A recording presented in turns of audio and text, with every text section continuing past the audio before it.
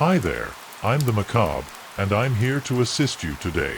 Please like the video and subscribe to the channel before you watch it, since I know you use it to fall asleep. What time are you viewing right now, and where are you from?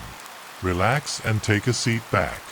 While Rogelio was adjusting his truck's mirrors at a rest stop on a desolate section of the federal highway in Mexico, one slid into the scorching tarmac.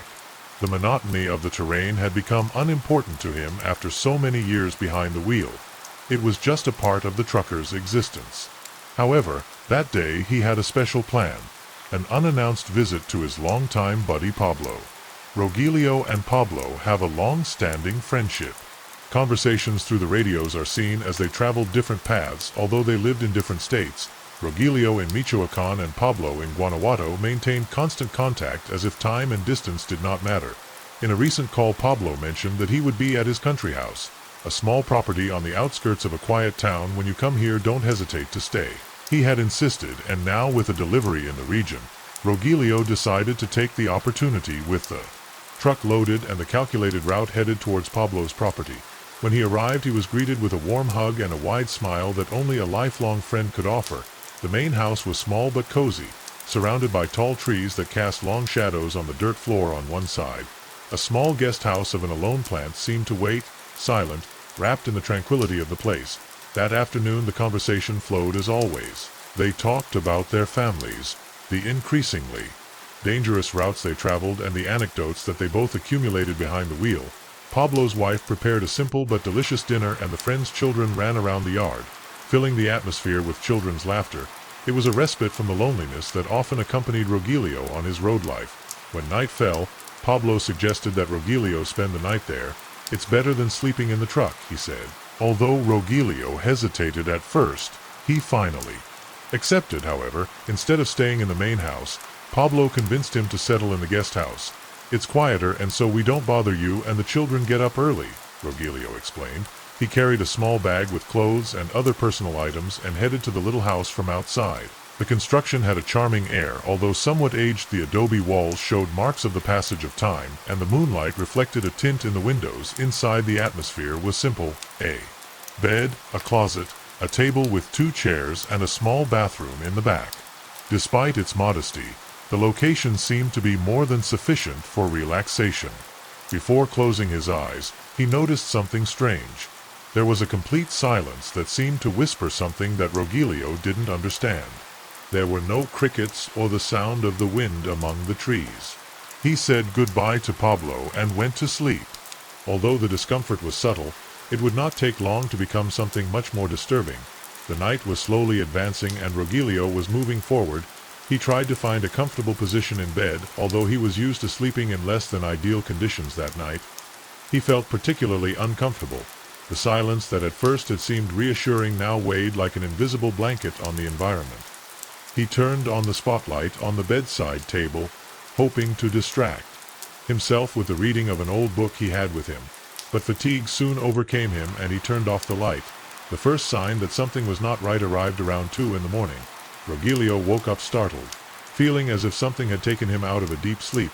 For a moment he thought it was a distant noise, perhaps the wind. But when he abused his ear, he clearly heard footsteps in the corridor of the house. They were slow, deliberate, as if someone was walking barefoot on the wooden floor. He remained motionless, holding his breath. Pablo thought, but remembering how insistent his friend had been that the house was quieter because no one frequented it, nervousness began to grow in his chest. The steps continued for a few more seconds before stopping abruptly in front of the bathroom. Then a familiar sound broke the silence, the constant dripping of a poorly closed key. Rogelio turned on the light on the table and he sat on the bed staring at the bathroom door that was ajar.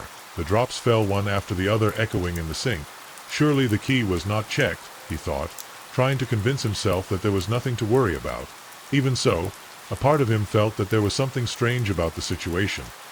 He had checked the bathroom before going to bed and was sure that he had not left the faucet open. Gathering courage, he got out of bed and went to the bathroom. When he pushed the door, he turned on the light. The small space was empty and sure enough, the tap was open, letting out a thin trickle of water. Rogelio closed it tightly and looked at his reflection in the mirror. His face showed more tiredness than fear, but his slightly trembling hands gave him away. He left the bathroom, turned off the light and returned to bed, determined however. He had barely closed his eyes when another sound made him open them suddenly. This time it came from the kitchen, a thud as if someone was moving the chairs or dragging something heavy. Rogelio felt a chill run down his spine.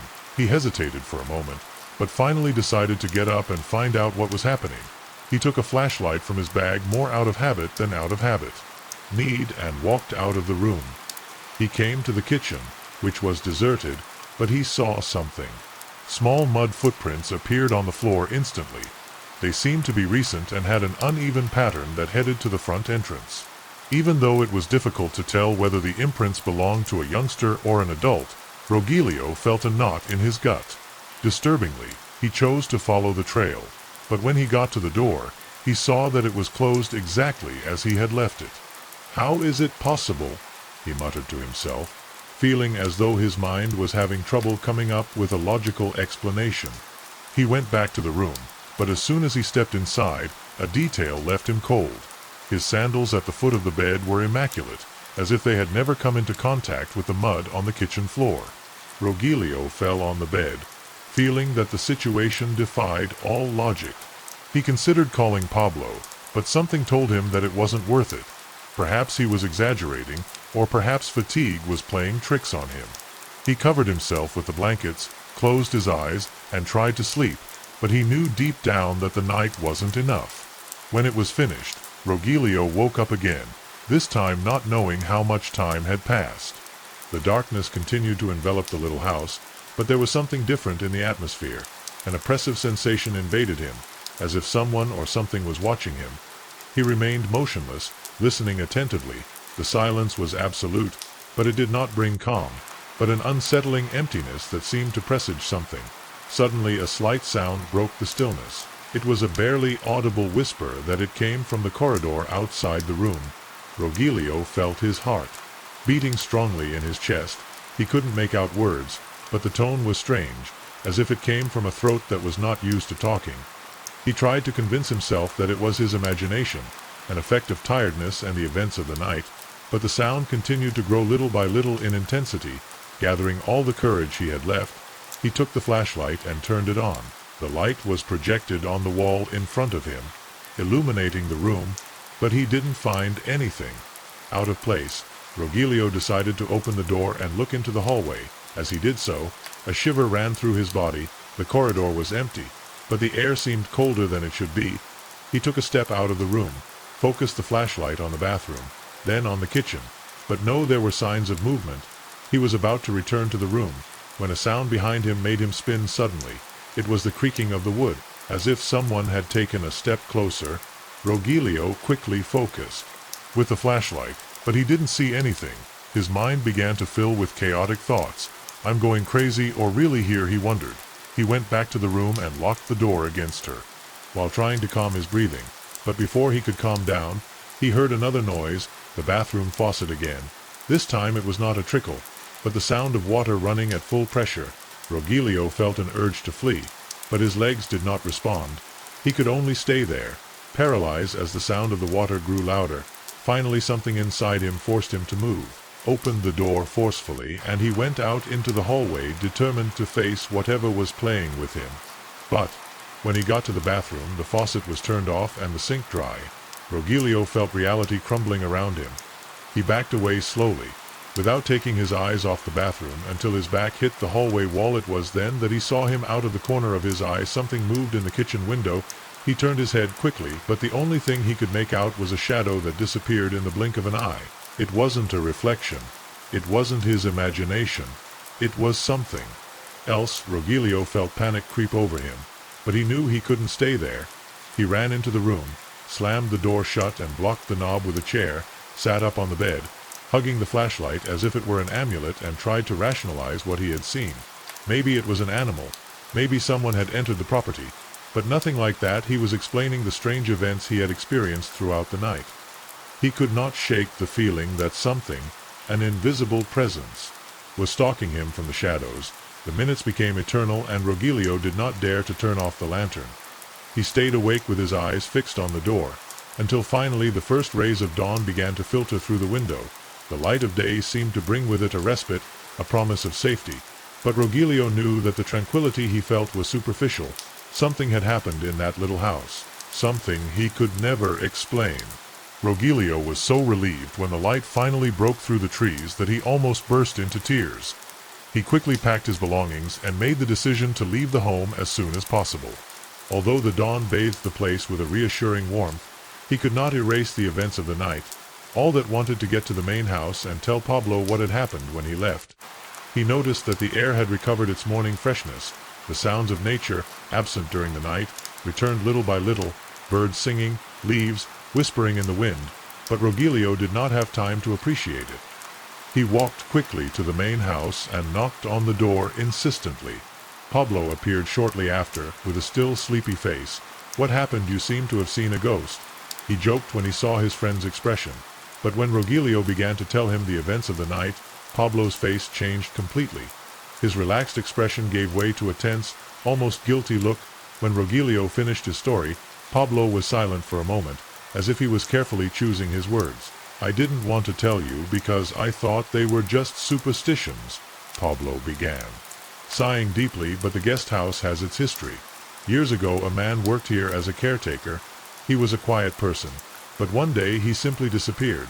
No one heard more from him, and some people began to say that they had seen him near the house after his disappearance, as if his spirit had never left." Rogelio looked at him incredulously. Although he was not a particularly superstitious man, he could not ignore what he had lived. "And you never tried to do anything about it?" he asked in a more serious tone than he intended. Pablo nodded slowly. "We called a priest a long time ago, but it didn't seem to help much. Some say that those things don't go away so easily, that they are tied to the place by something we don't understand. I myself have seen things, shadows in the window, noises in the kitchen, but over time I learned to ignore it." Rogelio remained silent. The idea that Pablo knew about the phenomena and still had let him sleep there filled him with a mixture of anger and bewilderment. But more than anything, he felt a deep desire to get away from that place. "Thank you for the hospitality, but I think it's time for me to go my way," he finally said, trying to sound casual. Pablo did not insist. He seemed to understand perfectly what was going through his friend's mind. Then Rogelio was back in his truck, checking the mirrors and making sure everything was in order. Pablo said goodbye from the porch. But Rogelio couldn't help but feel that his friend seemed more relieved than sad about his departure when he started the engine and started to drive away. He looked one last time in the rearview mirror. There was the little guest house, small and silent in the sunlight. But something in the window made him press the accelerator for a brief moment. He was sure that he had seen a dark figure motionless watching him as he left. The rest of the trip was calm, but the experience was engraved in his memory as one of the most terrifying of his life. From that day, Rogelio decided that no matter how tired he was, he would never spend the night again in a place other than his truck. Lucila had been a woman of unwavering faith, but the trials that life imposed on her had pushed her to the limit. It was 2004 in Mexico City, and she was facing difficult times. At only 28 years old, she was already a single mother of a newborn. Her husband had disappeared without a trace, abandoning her with a mountain of responsibilities and an unfulfilled promise of a better life. With no other options, she decided to move in with her parents in the Guerrero neighborhood, where they could help her take care of her little one. While she worked, the economy was not on her side, and after months of temporary jobs that barely allowed her to survive, Lucila got a job as part of the night cleaning team in the famous Vizcaya building. This historic building, located in the heart of downtown, had a reputation for harboring dark secrets. It had been the scene of a tragedy decades ago when a fire devastating in the 70s took the lives of several people. However, Lucila could not afford to turn down the job due to superstitions. Her faith in God was enough to face any fear. The first night of work in the building was quiet, at least in appearance. The cleaning team, composed mostly of women, was small but supportive. The assignments were divided by floors, and Lucila had to take care of the lower levels, including the third floor, from which some colleagues preferred to stay away. Strange things happened there. One of the older women in the group had warned her, but she decided to ignore the comment. The Vizcaya building was imposing. Its long and cold corridors looked like an endless labyrinth, and the tenino yellowish lighting of the fluorescents only accentuated the feeling of emptiness during the first hours. Lucila focused on her work, trying not to pay attention to the creaks of the building, which she attributed to its age. However, when she reached the third floor, An icy breeze ran down her back as if something or someone was watching her. Lucilla tried to ignore the feeling of discomfort while cleaning the third floor. With each movement of the mop, she felt that the silence of the place was too dense, as if the walls kept secrets that could not be revealed despite the fact that they were not able to be revealed.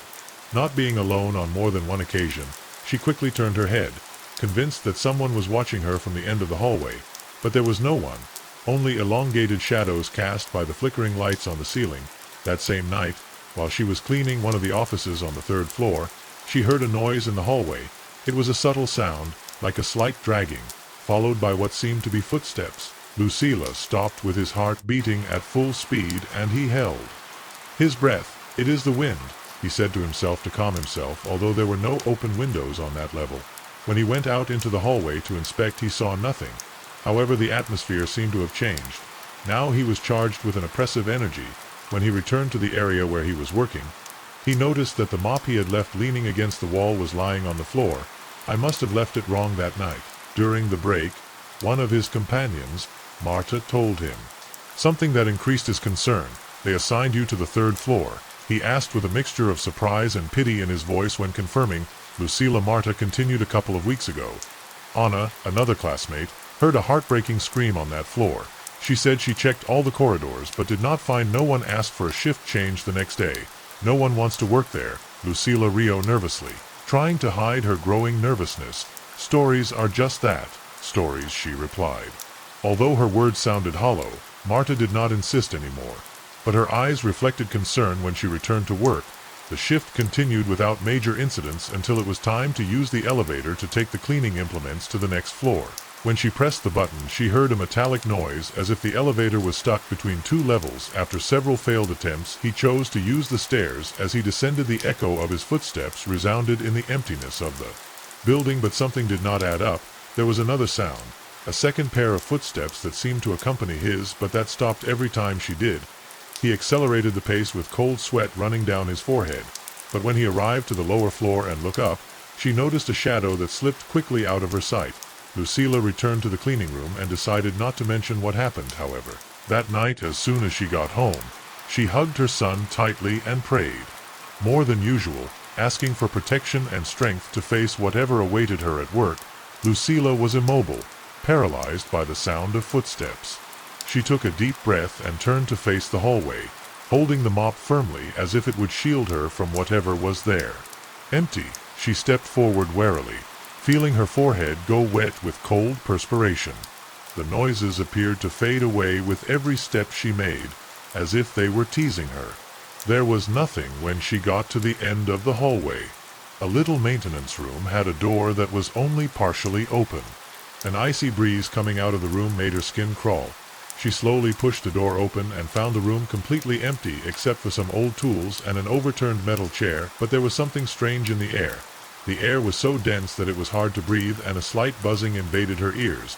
Something was not right. Suddenly, the light in the room flickered violently and went out. Lucilla suppressed a scream while an intense cold was taking over the room. He felt a light touch on his shoulder, so clear that he could not have imagined it. He turned quickly, but there was no one. His breathing quickened, and in a desperate act, he ran towards the illuminated corridor. As he did so, he thought he heard a faint laughter, almost like a mocking whisper. That night, the elevator failed again. Lucilla had to use the stairs once again to go down to the first floor and report what happened on her descent. The echo of her footsteps accompanied her again, but this time the second sound did not try to hide. It was a palpable, real presence. She stopped halfway up the stairs, waiting for the footsteps to stop as well, but they continued to approach more and more. With her heart in her throat, she turned her gaze upwards and saw a figure. It was a woman with long dark hair, with skin pale as wax. She was barefoot, dressed in an old nightgown that seemed torn and dirty. Her eyes, wide open, were filled with inexplicable pain. The woman stretched out a hand to Lucilla, but she made no sound, not a scream, not a word. In panic, Lucilla went down the stairs in a hurry, almost stumbling while she felt that the figure was following her. She reached the first floor breathless and knocked on the door of the security room. A guard opened, surprised by her state. Between tears and agitated breaths, Lucilla could barely explain what she had seen. The guard calmed her down and escorted her to the exit while they walked together. She noticed that the lights on the third floor were turning off and on in a constant blink of an eye, as if the building itself was trying to communicate something. That night Lucilla didn't sleep. She stayed awake hugging her son, praying for protection and wondering if she could return to work the next day. Despite the terror she had experienced, Lucilla couldn't afford to lose her job. Her heart heavy with uncertainty, she decided to return to the building the next night. Before leaving the house, she stopped front at the altar she had in her room. She lit a candle and prayed fervently for strength to face whatever was waiting for her. When she arrived, she noticed that her companion seemed to avoid looking at her. Marta, who had always been kind to her, whispered to her, "I heard what happened last night. Sure that she wants to go up to the third floor again?" Lucilla simply nodded, trying to hide her fear. She knew that if she showed doubts, her mind would betray her. Before she even starting the shift that night, while cleaning, she tried to ignore the noises and shadows in the corners. However, when she reached the third floor, the atmosphere changed immediately. The air felt heavy, almost suffocating, and the feeling of being watched came back stronger. She reminded herself that she had a job to do, and with a prayer on her lips she continued. It was then that she heard a scream. This time it was not a distant or imagined sound. It was real and heartbreaking. It came from the end of the corridor. Lucilla dropped the mop and ran towards the source of the sound, driven by a mixture of fear and curiosity. As she turned the corner, she saw something she could never forget. The woman she had seen the night before was standing at the end of the corridor. Her face reflected an indescribable pain, and her eyes, full of tears, stared at Lucilla. Suddenly, the figure raised an arm and pointed to a door at the end of the corridor. It was an old emergency exit that was no longer used. Without thinking, Lucilla advanced towards the door as if something was guiding her by pushing it. She opened a small room full of old documents and furniture covered in dust. In the center of the room there was a burnt briefcase that attracted attention among the rubble. When she opened it, found a pile of charred leaves and a partially damaged photograph. The image showed a group of people smiling, and among them he recognized the face of the woman who had been seeing her name written on the back of the photo. It was Dolores Vargas. Lucilla felt that the pieces were beginning to fit together. Dolores had been one of the victims of the fire of the 70s. Somehow her spirit was trapped in that place, reliving over and over again the suffering of that tragedy. When she left the room, the hallway was empty. The lights flickered faintly, but she no longer felt fear. Instead, she experienced a strange mixture of compassion and relief, as if finding the photograph had helped Dolores find some peace the next morning. Lucilla spoke to the building manager and asked for a change to the day shift, although she was not afraid of the daytime. He made it apparent that he could not go back to work at night, but he did not go into great detail about what had transpired. He found another employment shortly after, but the memory of those evenings at the Vizcaya building would always be there. Even though he never went back, he occasionally prayed for the souls trapped in that building, especially for pain, because he knew that not all spirits found rest easily. He hoped that she had helped at least one of them find a way to the light. My grandmother Antonia, a strong woman with a deep gaze and a mysterious manner, told me the story. She claimed that it happened when she was a teenager living with her family on a small ranch in the state of Oaxaca. She used to recount this incident with a mixture of fear and solemnity, as if the experience itself was still haunting her dreams. It was a moonless night, and Antonia was returning home with her younger sister Leticia, after having spent the day helping an aunt in a nearby village. Darkness enveloped the dirt road that crossed an arid and lonely landscape. Despite the warnings of her mother about not walking at night, had no choice but to return late. "Don't separate from me, no matter what," Antonia said to her sister as they walked quickly with their hands clasped. Leticia, barely 10 years old, nodded silently. Her eyes reflected fear. The path was empty except for the sound of her own footsteps, and the occasional rustling of the branches under her feet. Was as if the world had stopped its breath, and every noise seemed to sink into that sepulchral silence. Suddenly something changed. First it was a faint murmur, almost imperceptible, but then came the clear and chilling sound of gallops in the distance. "You heard that?" whispered Leticia. Stopping, Antonia nodded. Her eyes were fixed on the darkness of the road. Behind them the gallops were approaching, but there was no light from the inter or human figure. That the noise was irregular, as if the legs were hitting the earth with an unnatural force. They accelerated El Paso with their hearts attending frantically, but the gallops not only followed her, but seemed to surround them. Then an even more terrifying sound emerged. A deep guttural scream emerged, which did not seem to come from a human throat. It was as if the wind had learned to scream, "Run!" Antonia shouted. Taking Letitia by the arm and squeezing her step, they found a mound on the road. A termite mound that stood like an improvised shelter. With a desperate effort, Antonia lifted her younger sister, and using all the strength she had climbed with her to the top. They were able to see the trail more clearly from there, but what they saw left them gasping for air. An animal, but not just any animal, appeared out of the mist that was starting to build in the air. It was a stout-bodied mule, black as the night itself, and where its head should have been, there was only a whirlwind of fire that cast a ghoulish light over the path. The sisters stayed still, embracing one another. The otherworldly creature moved its legs, and they struck the earth, scattering dust, and the fire that blazed from its head ignited as if it were alive. As if sniffing termites, the mule circled the mound, searching for a way to get to them. Clinging to the faith that it was not true, Antonia prayed in silence. The headless mule circles about the termite mound appeared to go on forever, the earth trembling under them with each gallop, and their faces lighted up with fear as the flames burst from where the head should be. However, the heat of the fire and the noises were too real to be a dream. Sweat trickled down Antonia's brow, combining with the dust and uncontrollable tears of terror. Letitia held on to her sister as if her life depended on it, and maybe it did. The air had become thick, and the stench of ashes and sulfur was so strong that it was hard to breathe. The mule circled faster and faster, emitting a heartbreaking bellow that echoed in the darkness. There was no doubt that it was not a normal animal. It was something out of legend, a divine punishment, or perhaps a warning of something darker. In the midst of that chaos, Antonia tried to keep calm. She gave the stories that her grandmother told her about apparitions and supernatural beings, stories that always ended with the advice not to face them, but to respect them and wait for them to leave. "Don't move," Letty whispered with a thread of voice. "Don't make any noise," Letitia could only feel. Although her shortness of breath betrayed her attempt to remain silent, they both remained in each other's arms, watching as the creature seemed to play on her terror, getting dangerously close to the termite mound, and then backing away as if reveling in the fear that dominated them. The minutes turned into what seemed like hours. At some point Letitia began to sob softly, and Antonia, desperate to protect her, his sister, began to pray aloud. It didn't matter that the words were rushed or that her voice trembled.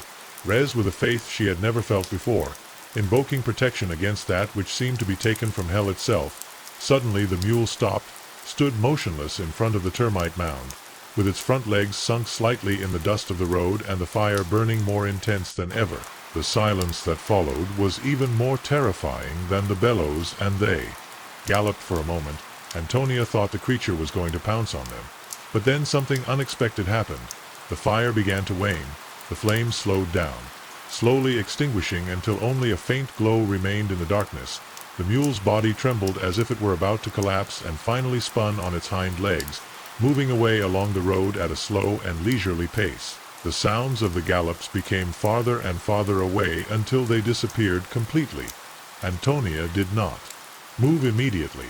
She feared that this was a trap, that the creature would return at any moment, but the silence persisted, broken only by the soft murmur of the wind that seemed to have returned to normal. "I think she is gone," Antonia murmured, but her voice was barely audible. "And if she returns?" Letitia asked with her eyes still full of tears. "She won't. It already happened." Antonia was trying to sound convincing, although deep down she was not so sure. With extreme caution she began to descend from the termite mound, helping Letitia to go down with her. Her legs trembled so much that she almost collapsed when she touched the ground, but she managed to stay on her feet. They stood still for a few more seconds, watching the path in the direction in which the mule had disappeared. There was only darkness, but they did not dare to trust it. "Let's go. We have to go home," Antonia finally said. Taking her sister by the hand, Antonia and Letitia made their way home with hurried but cautious steps. Despite the fact that the creature seemed to have left, fear was still stuck behind them, as if darkness itself were watching them. They did not dare to speak.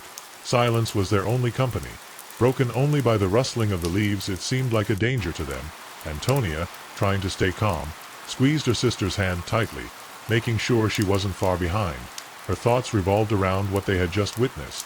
It had been real or simply a hallucination brought on by tiredness, but the smell of sulfur was still in their nostrils, and the feeling of heat from the flames, it was still latent in her skin.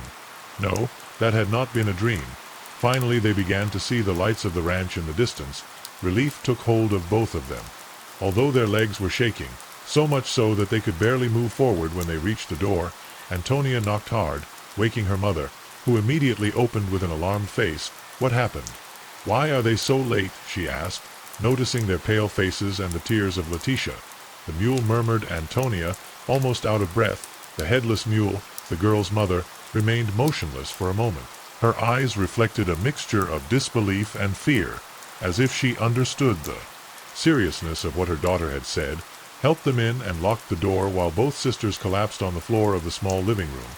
That night no one in the house could sleep. The mother, she lit candles and prayed aloud, asking for protection for her family and to enter any evil presence. Antonia and Letitia remained together in a corner, wrapped in a blanket, still trembling from what they had experienced. The next morning the day came with a deceptive sea. The sunlight seemed to normalize everything, but the girls knew that what they had seen was not a product of their imagination. The path where they had found the creature was full of deep markings, as if something heavy had galloped frantically there, and the smell of sulfur was still permeating the air, a reminder that the supernatural wasn't just part of the legends. Over time, Antonia stopped talking about that night. Except on special occasions, when someone asked her to tell stories of her youth. Whenever she recounted the encounter with the headless mule, her voice was filled with seriousness, and those who listened to it could not help but feel trapped by the intensity of her narration. Some said that it was just a story to scare, but Antonia always ended with the same warning. Legends are not born out of nowhere. Never underestimate darkness or lonely roads. One never knows what may be waiting in them. And although the family moved on, that experience forever marked the life of Antonia, and Letitia never walked alone again at night, and every time someone mentioned the headless mule they both exchanged a look of complicity and fear. Talking about the horrors I faced during my brief time as a police officer is always complicated. I entered the force with enthusiasm, dreaming of making a difference in a chaotic world. But reality overcame my worst nightmares. My name is Gabriella, and although my experience in the police force was short, it left deep scars, both physical and emotional. It was a cool November morning, the kind of day that usually goes unnoticed, except for the strange feeling that accompanied me since I woke up, an oppressive feeling in my chest. I saw a metallic smell like dried blood invaded my sense, for no apparent reason. It was not something unusual to feel anxious, to work in the police of Ciudad del Sol, a quiet but contradictory neighborhood. They reside in central Mexico. I had become accustomed to intense situations, but that morning was different, and I couldn't ignore it. The call came shortly before 8 a.m. A terrified family had reported desperate screams coming from their neighbor's house, a young couple with 3 young daughters. The couple who reported it was known for being close to the neighborhood church. Pious people, and when we arrived at the direction indicated, the atmosphere already felt strange. The house, a spacious 2-story building surrounded by a perfectly manicured garden, was quiet, too quiet for a scene of screams reported just minutes ago. My colleague Officer Sanchez, who had been on duty for more than a decade, remained serene. His experience made him seem immune to fear, but even he couldn't help frowning when he noticed that the gate, the main one, was locked and with no signs of movement inside. We decided to go around the house and found a forgotten staircase next to the garage. With no other options, we used it to enter through a second-floor window. Although we were not prepared for what awaited us inside, the interior of the house was plunged into darkness. Thick curtains blocked the daylight, and a nauseating smell flooded the air. A penetrating mixture of blood, sulfur, and something more indescribable hit us immediately, causing Sanchez to curse in a low voice while covering his nose with a handkerchief. I walked behind him, taking note of the destruction around us: overturned furniture, broken mirrors, and religious objects such as crucifixes and rosaries lying on the floor, some stained with something that looked like fresh blood. As we approached the stairs that led to the first floor, a feeling of heaviness began to squeeze my chest. It was as if the air had become denser, making it difficult to breathe. Sanchez looked over my shoulder, his hardened countenance, and pointed to the traces of blood that extended from the stairs to the end of the corridor. The corridor on the second floor seemed to lengthen as we advanced. The smell of blood and sulfur became more intense with each step, to the point that I felt nauseous. On the carpet that covered the floor was soaked, and the dark liquid that accumulated in the fibers left a sticky trail on our boots. Sanchez, with his flashlight in hand, focused on the walls, revealing stains that seemed to be blood splatters and strange symbols drawn with a dry and dark material. It was not graffiti. There was something ritualistic in those shapes, something we had not seen before. We reached the edge of the stairs that led to the first floor. From there, the panorama was desolate. The hall was destroyed with broken paintings and thrown furniture. However, something else caught my attention. An unnatural silence enveloped the house. Not the slightest sound, not a murmur or a creak of wood alone. The echo of our contained breaths. Sanchez signaled for us to come down as he followed him. My boots slipped slightly on the first step, soaked with blood. The texture viscous, and the amount of liquid seemed impossible to explain. It was as if someone had drained a huge animal. Right there, halfway down the descent, we heard a dry noise, as if something heavy had fallen on the floor below. My companion stopped his progress and raised his hand, indicating me to be quiet. We both remained still, trying to identify the origin of the sound. "You heard that?" Sanchez whispered, although his voice sounded more like a murmur loaded with tension. I nodded without saying a word. It was then that we clearly heard what sounded like a blast coming from the end of the corridor on the first floor. Just behind a closed door, determined to investigate, we went down cautiously, holding our regulation weapons. When we reached the bottom of the stairs, the blast abruptly ceased, leaving us in an even more eerie silence. Sanchez turned the doorknob, but the door was locked. With a gesture, motioned for me to cover him as he prepared to force his way in. 3 loud blows with his shoulder were enough to open it. What we found inside was worse than we could have imagined. The room seemed to have been the scene of a savage attack. There was broken furniture and remains of religious objects everywhere. In the center of the room, 2 bodies lay on the floor in a pool of blood. It was the married couple of the house. Her breasts were open with precise and deep cuts, exposing the ribs. The scene was so grotesque that I had to look away so as not to vomit. Sanchez, although with a hardened face, he could not hide his consternation either. Suddenly we heard again the child's scream. This time it was clearer and came from the top floor. Without thinking twice, we ran up the stairs, ignoring the sense of danger around us. The steps felt eternal, as if we never reached the destination. Finally we reached the corridor on the second floor.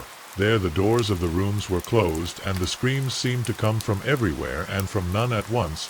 We divided, trying to open the doors, but they were all sealed from the inside. My pulse was racing, and I started to feel oppressed. At that moment, I saw movement coming from the end of the hallway. Something was approaching slowly through the darkness. "Who's there?" Pointing my rifle at the person, I yelled, but got no answer. We witnessed what appeared in front of Sanchez once he came up to me and shined his spotlight toward the end of the hallway. Defied all reason and understanding. At the end of the corridor, a tall, thin figure appeared out of the shadows, floating just above the ground as if gravity didn't affect it. Its body was covered in a kind of black smoke that seemed to move on its own, writhing around its form like snakes. The light from Sanchez's lantern didn't fully illuminate it. Instead, it seemed to absorb it, leaving behind a dark and blurred outline. His eyes, if I may use that term, were enormous, glowing, deep red orbs, as if they contained a volcano's fire. A hideous and unnatural smile appeared on his face, with sharp teeth that seemed more suited for a predator than a human.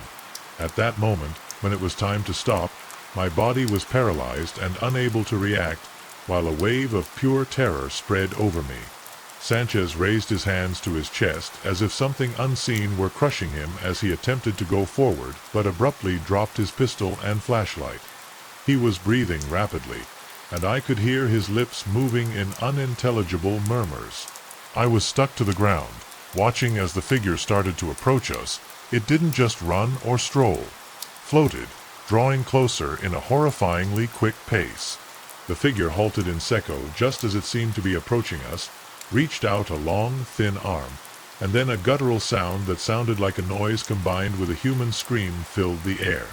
I had to cover my ears because it was so loud, but the echo appeared to be attempting to destroy my sanity by reverberating right in my skull. And to shut his eyes, the apparition vanished, He didn't wane or withdraw gradually. He just stopped being. His presence was almost as unsettling as the quiet that followed. We gazed at one another, trying to come up with a logical explanation for what we had just seen, but we knew there was none. Sanchez collapsed to his knees, gasping, and I was hardly able to rise. Another scream disturbed the stillness. It came from one of the apartments in the hallway and was a kid wail, painful and distinct. Sanchez motioned toward the closest door as he stumbled to his feet. Carefully approaching, we were able to pry it open this time, but nothing was within. We tried the other doors one by one and got the same result. Empty and messy rooms with no sign of the girls or anyone else, but the crying persisted, bouncing through the corridors as if it came from everywhere and from no place. There was only an empty and chaotic room, as if it had been ransacked despite the apparent lack of life, and it was now getting farther away, as if it were moving away. We went back to the first level in a desperate attempt to inspect every area, but all we could find was stillness and devastation. Then I saw it on one of the walls of the main hall, where a crucifix used to hang, only the nails and a burnt black mark in the shape of a spiral. The symbol didn't make sense to me, but it awakened a sense of unease that made me look away.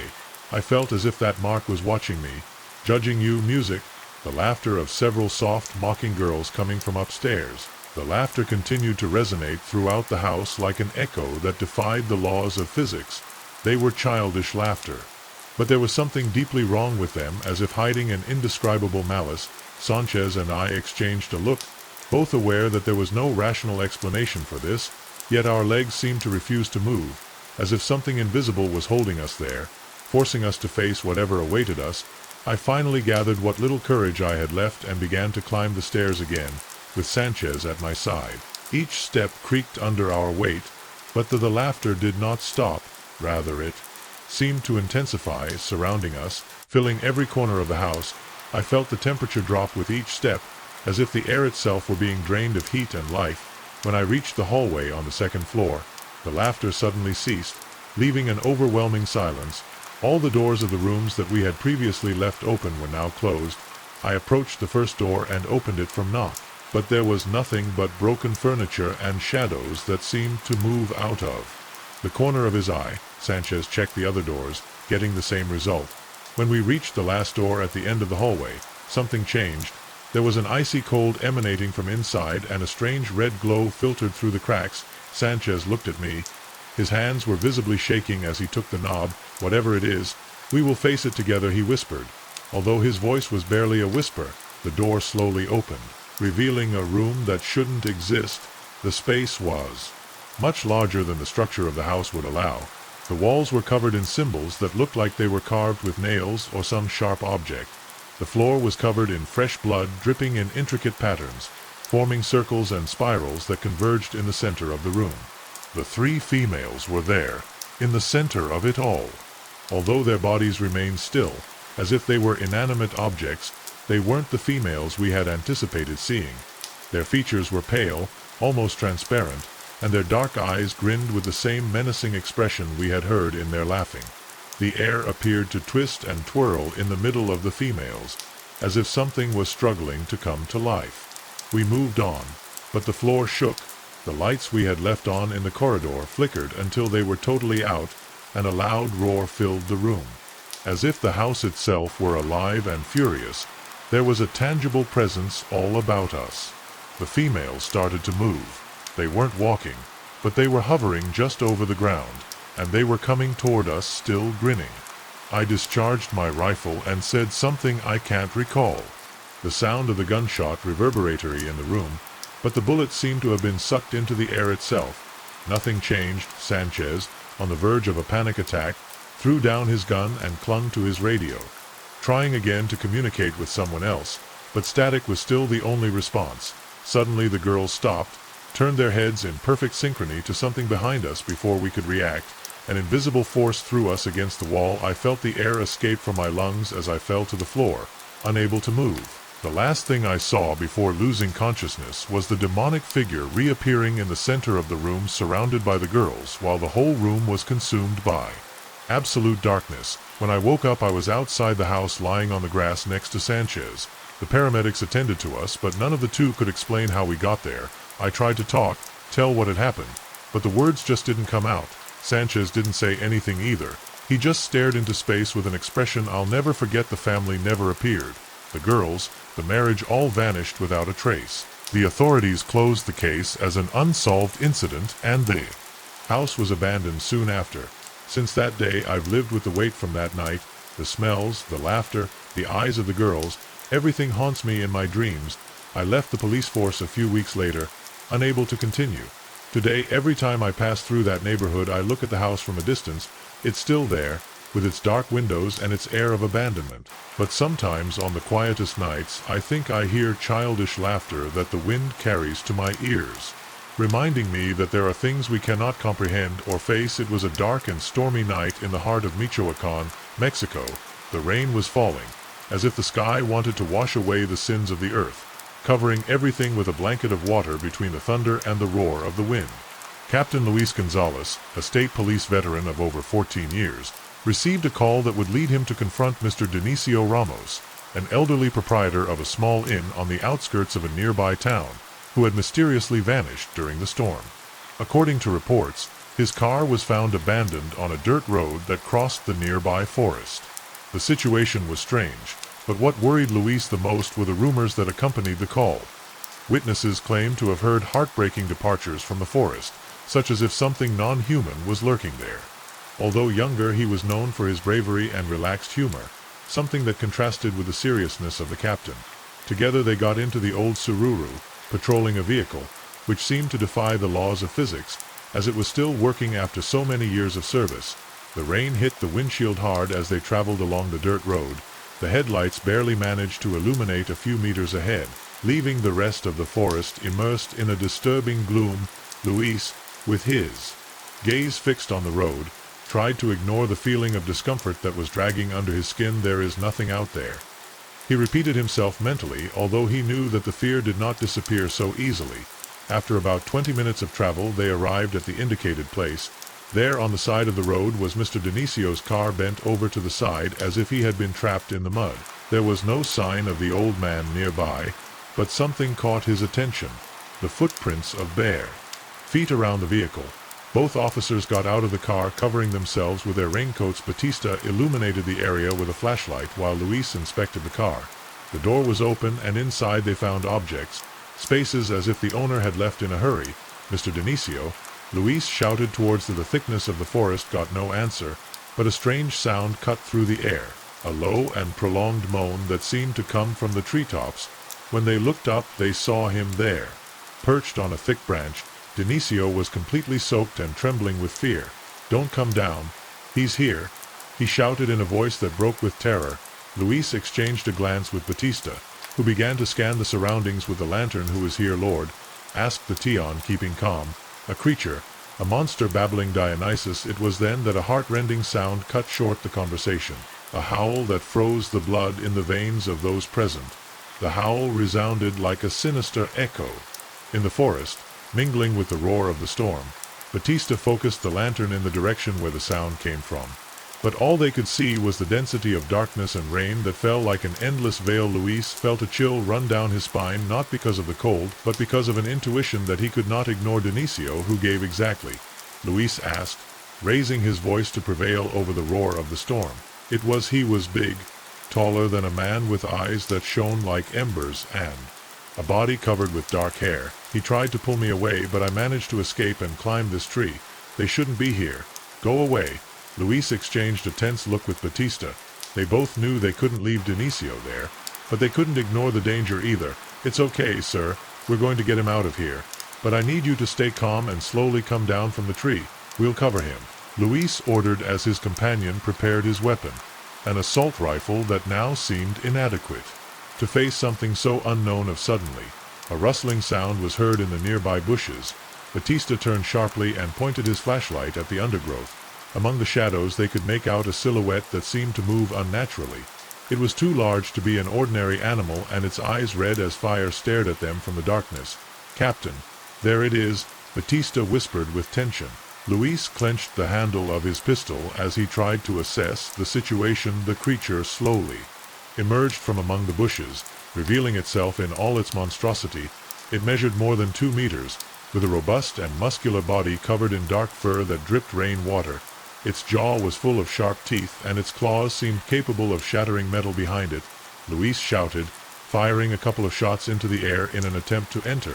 But the creature showed no fear. Instead, from that, he emitted a deafening roar and began to approach, his footsteps resounding with a weight that seemed to shake the ground. "Luis, we have to get out of here right now," Batista exclaimed, proceeding towards the patrol car. Dionisio, who was still clinging to the branch of the tree, was screaming desperately, "Don't provoke him. He's going to kill us all." Luis tried to stay calm as the creature advanced towards them. He decided not to shoot it directly, at least not until if it was absolutely necessary. The storm intensified, as if nature itself was reacting to the presence of that being. Batista covers the perimeter. "We are going to get Senor Dionisio out of here now," he ordered without taking his eyes off the creature. The strategy was clear, to keep the line long enough for everyone to return to the patrol. But the creature seemed to have other plans. Suddenly it launched an impressive jump, landing at a few meters from them. Luis fired between the ground in front of the beast, trying to scare it. Although it seemed to stop for an instant, it soon moved forward again, this time with an even more menacing roar. The roar of the creature was deafening, filling the air with a mixture of fury and hunger. Batista, with his rifle pointed firmly, fired a burst straight towards the monster. The shots echoed through the trees, and although the bullets seemed to hit his target, the creature showed no signs of pain or recoil. "This is not working, Captain. We don't do anything to it," Batista exclaimed. Backing up towards the patrol, Luis knew they were in a desperate situation. With a quick gesture he indicated to Dionisio to begin to descend from the tree. The old man, although trembling with fear, he slowly obeyed, his movements clumsy by cold and panic. Meanwhile, the creature began to surround them like a predator, playing with her prey. Her eyes red, shining through the rain, and her heavy breath was visible. Even in the darkness, Luis stood her ground, pointing his gun directly at her. "Don't get any closer," she shouted, firing another shot that once again had no effect. The creature rushed suddenly towards the patrol car, hitting the body with such force that the vehicle violently shook, the headlights flicker, and Luis heard how the windows butts creaked under the impact. "Come on, Mr. Dionisio, faster," Batista urged, keeping his gun ready as he helped the old man to the ground. Luis could not afford to back up. The patrol was his only way of escape, and if the creature managed to use it, they would be trapped with a warning cry. He fired several times towards the beast's legs, trying to slow down, although it seemed to stagger for a moment. It soon recovered, releasing a roar that echoed throughout the forest. Suddenly the storm seemed to intensify even more. The thunder rumbled with an almost unearthly force, and the wind roared from the trees, as if the very environment was conspiring to catch them. Batista managed to carry Dionisio up to the patrol car and helped him into the back seat. "Captain, we have to go now," Batista shouted from the open door. Luis slowly backed up to the vehicle, without taking its eyes off the creature that kept hitting the patrol car with an uncontrollable fury. With a quick movement, saw the driver's seat and started the engine for a moment. Feared that the old Zuru would not start, but the engine roared like a miracle in the midst of the chaos. The creature was not willing to let them escape so easily. Jumped onto the roof of the patrol car, and the vehicle tilted. Batista fired at the roof from the passenger seat, hoping to scare away the combination of gunshots, rain, and engine roar, which made the situation chaotic and desperate. Finally, in a risky maneuver, Luis abruptly turned the steering wheel, causing the beast to lose its balance and fall to the ground with a furious roar as the patrol slid over the mud. Luis stepped on the accelerator forcefully under his weight and drove at full speed along the dirt road. Luis continued to drive without turning around, and the beast vanished into the storm's blackness. Everyone in the car was panting heavily. Dionisio, who was shaking, repeatedly said, "He wanted our souls." At full speed, the patrol was making its way out of the woodland, which now seemed to be becoming darker. Hostile that never inside the vehicle, the atmosphere was charged with tension. Dionisio continued to murmur incoherent words, his eyes wide open as he held a rosary that seemed to have appeared out of nowhere in his hands. "Captain, what was that?" "That was not an animal," Batista murmured, his voice barely audible by the noise of the storm and the engine. Luis did not respond immediately. His mind was busy processing what they had just experienced. No training, no preparation, could have prepared them for something like this. He finally spoke, trying to stay calm in his tone. "I don't know, Batista, but what I do know is that we're lucky to be alive." The road seemed endless, but finally the lights of the town began to appear on the horizon. Luis slowed down as he entered the soggy streets, and the patrol stopped in front of the police station there. Dionisio, he was helped down and led inside to receive medical attention, and calmer Batista and Luis sat in the main office. The silence between them was almost as heavy as the experience they had just lived. Batista broke the silence after a few minutes. "And now what do we do, Captain? To whom do we tell this? Who is going to believe it?" Luis sighed deeply, running a hand over his face soaked in sweat and water. "I knew they couldn't come up with a conventional report. How they would explain what they had seen, how to describe something that looked like taken from a myth or a legend. Batista, this remains between us. No one else needs to see it. I will only say that we found Senor Dionisio and brought him back. The rest, well, it is better to leave him in the forest." Batista felt, although it was evident that the experience had marked him before leaving for their respective homes. They both said goodbye with a handshake that needed no words. They knew that that night he had changed them to always in the following days. Dionysus spoke to the officers one last time with a calmer countenance. Although still restless, he explained to them what he believed had happened. According to him, the creature they had faced was nothing more than an aguil, a being that according to ancient Mexican legends could transform into an animal to protect its territory or claim what it considered its own. "My family has always spoken of these spirits," said Dionisio in a whisper. "They are guardians, but they can also be vengeful if they feel that their lands are desecrated. I should not have been there that night. They warned me, but I did not listen." Luis listened in silence. Although he was not a superstitious man after what he had experienced, he could not rule out anything. That same night when he got home, he took out a small crucifix that had been kept in a drawer for years and hung it over his bed. Since then something in him changed. Captain Luis Gonzalez, a man of facts and logic, found in that experience a new purpose. Although he never spoke of what happened again, he began to visit the village church more frequently and to reflect on the role of the unknown in his life. The forest, meanwhile, remained a forbidden place for many in the village. The creature's moods continued to circulate, and some said to have heard his departed on stormy nights. But for Luis, Batista, and Dionysius, that night was recorded as a reminder that there are things beyond human comprehension.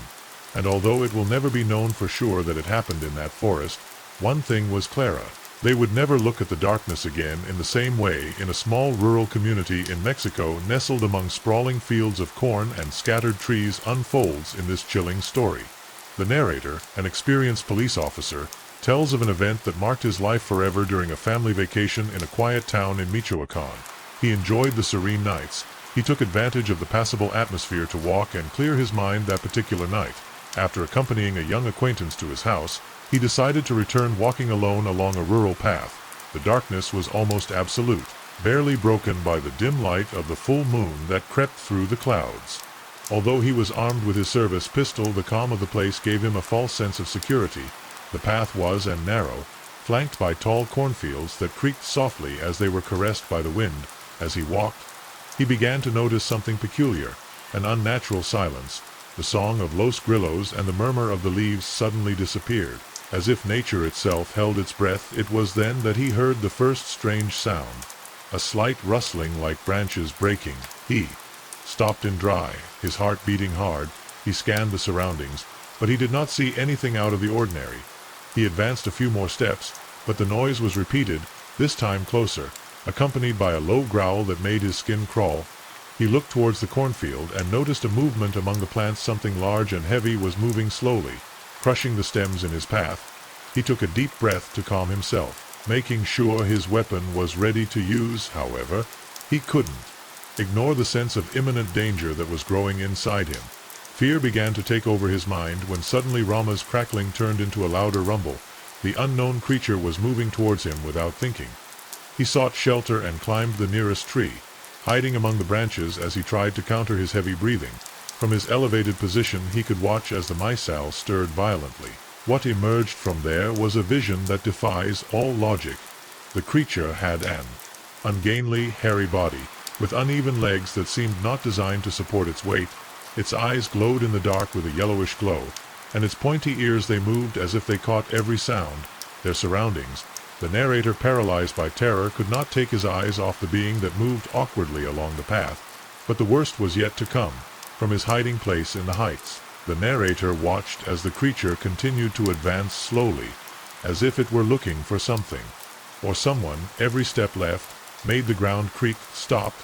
Just below the tree where he was, his breathing was heavy, interspersed with low grunts that seemed to resonate in the air. The tension was unbearable. The narrator tried not to move, holding his breath while his mind searched for a logical explanation for what he saw, but there was no logic in that scene. The being raised his head, and for an instant his eyes crossed despite the darkness. He could feel a terrifying connection, as if the creature could read his thoughts. A guttural moan from his mouth, followed by a terrifying vomit of blood and chunks of flesh that sprayed the floor, as if the creature sensed his dread and abruptly lunged forward as if something within him was going to burst. The narrator had to cover his mouth and nose to prevent vomiting due to the strong stink that was emanating. The creature's legs started to shake uncontrollably. It was an unusual and bizarre scene. The creature seemed much taller and more dangerous in that pose. It was then that he let out a heart-rending scream, a sound that mixed despair and rage, so loud that it echoed in the fields. Songs after that scream let out a long, deep howl that echoed in the night. The narrator was convinced that this was his end, yet what happened next left him even more perplexed and horrified. The creature, in a guttural and difficult-to-understand tone, muttered something. At first he could not believe his ears, but then the words became clear. "I want to die." The message, although brief, it was charged with such deep anguish that it was almost human. But how could something so monstrous speak, and what kind of suffering must it have, experimenting to desire death? The creature staggered as if it were about to collapse, emitted a series of unintelligible grunts and murmurs before turning towards the road. Its movements were clumsy, but it was moving away quickly, disappearing little by little into the darkness of the road. Its footsteps echoed until it completely vanished. After the monster left, there was an overwhelming quiet. The narrator stayed still in the tree. His mind was jumbled, attempting to make sense of what he had just seen, what that monster was, and why it seemed to be caught between the human and the monstrous, while his body was rigid with dread and adrenaline. The narrator did not dare to descend from the tree when darkness began to creep in. He shuddered at the slightest sound, whether it was the rustle of a leaf or the wind. Only when the first rays of dawn illuminated the landscape did he find the strength to descend from his refuge. His legs trembled as he made his way to the main road. He pulled out his phone and called his father, who arrived shortly after in his truck. The narrator, still in a state of SOC, could hardly explain what had happened, saying only that there was something in the fields that was not human and that he needed to leave the area as soon as possible. On the way home, his father attempted to reason with him, suggesting that it might have been an injured animal or that his mind had tricked him because of the darkness and exhaustion. However, the narrator knew that what he had seen was not a hallucination. The images of the creature, its bright eyes, and its heartbreaking desire to die were etched in his memory like permanent scars. The days that followed were filled with agony. He was unable to sleep, and when he did, his dreams were filled with screams, shadows, and the monstrous face that had stared at him directly. Years have gone by since that incident, but the narrator still wonders what exactly he saw that night and whether or not what he saw was not just an encounter with something supernatural, but a glimpse of the suffering that can exist beyond what is understandable to humans. No matter how hard he tries to forget it, the creature's cry and its haunting message of "I want to die" will always be there. He fears that one day, someday, the Morales family gathered at the San Pedro Cemetery in a small town in the state of Veracruz to say goodbye to a close relative. A chilly wind swept amid the gloomy and solemn grown-ups, casting long shadows on the ground from the tall black cypresses that bordered the graves. With somber countenances stood out a small boy named Tunic, 5 years old, with large and curious eyes that wandered around the place. Tunic did not fully understand the meaning of death for him. The cemetery was an interesting place full of crosses, flowers, and statues of angels that seemed to observe him, taking advantage of his mother Sarah, who was talking with other relatives. The boy wandered away from the group and began to explore as he walked among the tombstones. His attention was captured by a soft sound like that of a ball bouncing in the distance. Intrigued, he followed the noise until he reached an older section of the cemetery where the graves were covered with moss and many of the inscriptions were illegible by the passage of time. It was there that he met Paulo. It was a pale-looking boy with an expressionless face that nevertheless radiated a strange warmth. Wore old clothes and held a worn ball in his hands. Tunic, without hesitation, approached him with the naturalness that only a child can have. "You want to play with me?" Paulo asked, throwing the ball to him. Tunic also excited, and they began to play in silence, bouncing the ball from side to Tunic. Paulo was no different from any other child I had ever met. However, there was something about it that made him special, as if he always knew exactly where the ball would land before catching it. After a while, Sarah, worried about her son's absence, appeared looking for him. When she finally found him, Tunic was sitting alone on the floor holding a ball that for her had appeared out of nowhere. "Who were you talking to, son?" Sarah asked. "Confused with my new friend Paulo," replied the boy, smiling broadly. Sarah looked around, but there was no one else there. Thinking it was simply the imagination of a child, she took his Tunic by the hand and led him back to the group. Without realizing it, Paulo silently followed him, his face a combination of melancholy and curiosity. From that day on, everything in the Los Morales household altered as the days passed. Robe's behavior started to shift somewhat, as Sarah saw. He had always been a calm and playful youngster, but now he would spend hours in his room chatting by himself, laughing and muttering things that sounded like they belonged in a discussion. He consistently responded with "Paulo, my buddy," when Sarah asked him who he was speaking to. Sarah said she was certain it was a phase and first assumed it was normal since he was her imaginary buddy. However, what started out as a harmless curiosity quickly evolved into something far more unsettling. One morning, while Anatun's aunt was spending time with the family, she noticed that the garden's plants, which were typically well maintained by Dona Johanna, the grandmother in the robe, were mysteriously drying out. The lawn, which had once been lush and vibrant, had withered, and the flowers appeared lifeless as though something had stolen them. "Normal, Mom," Anna remarked, picking up one of the parched leaves. "I take it you gave them water 2 days ago?" Dona Johanna said. Of course she did, obviously irritated by the suggestion that she had ignored her cherished plants. Other irregularities started to happen in the home every morning, and things did not get better very quickly. When they woke up, they found all the water taps open, the kitchen taps, the bathroom, and even the garden.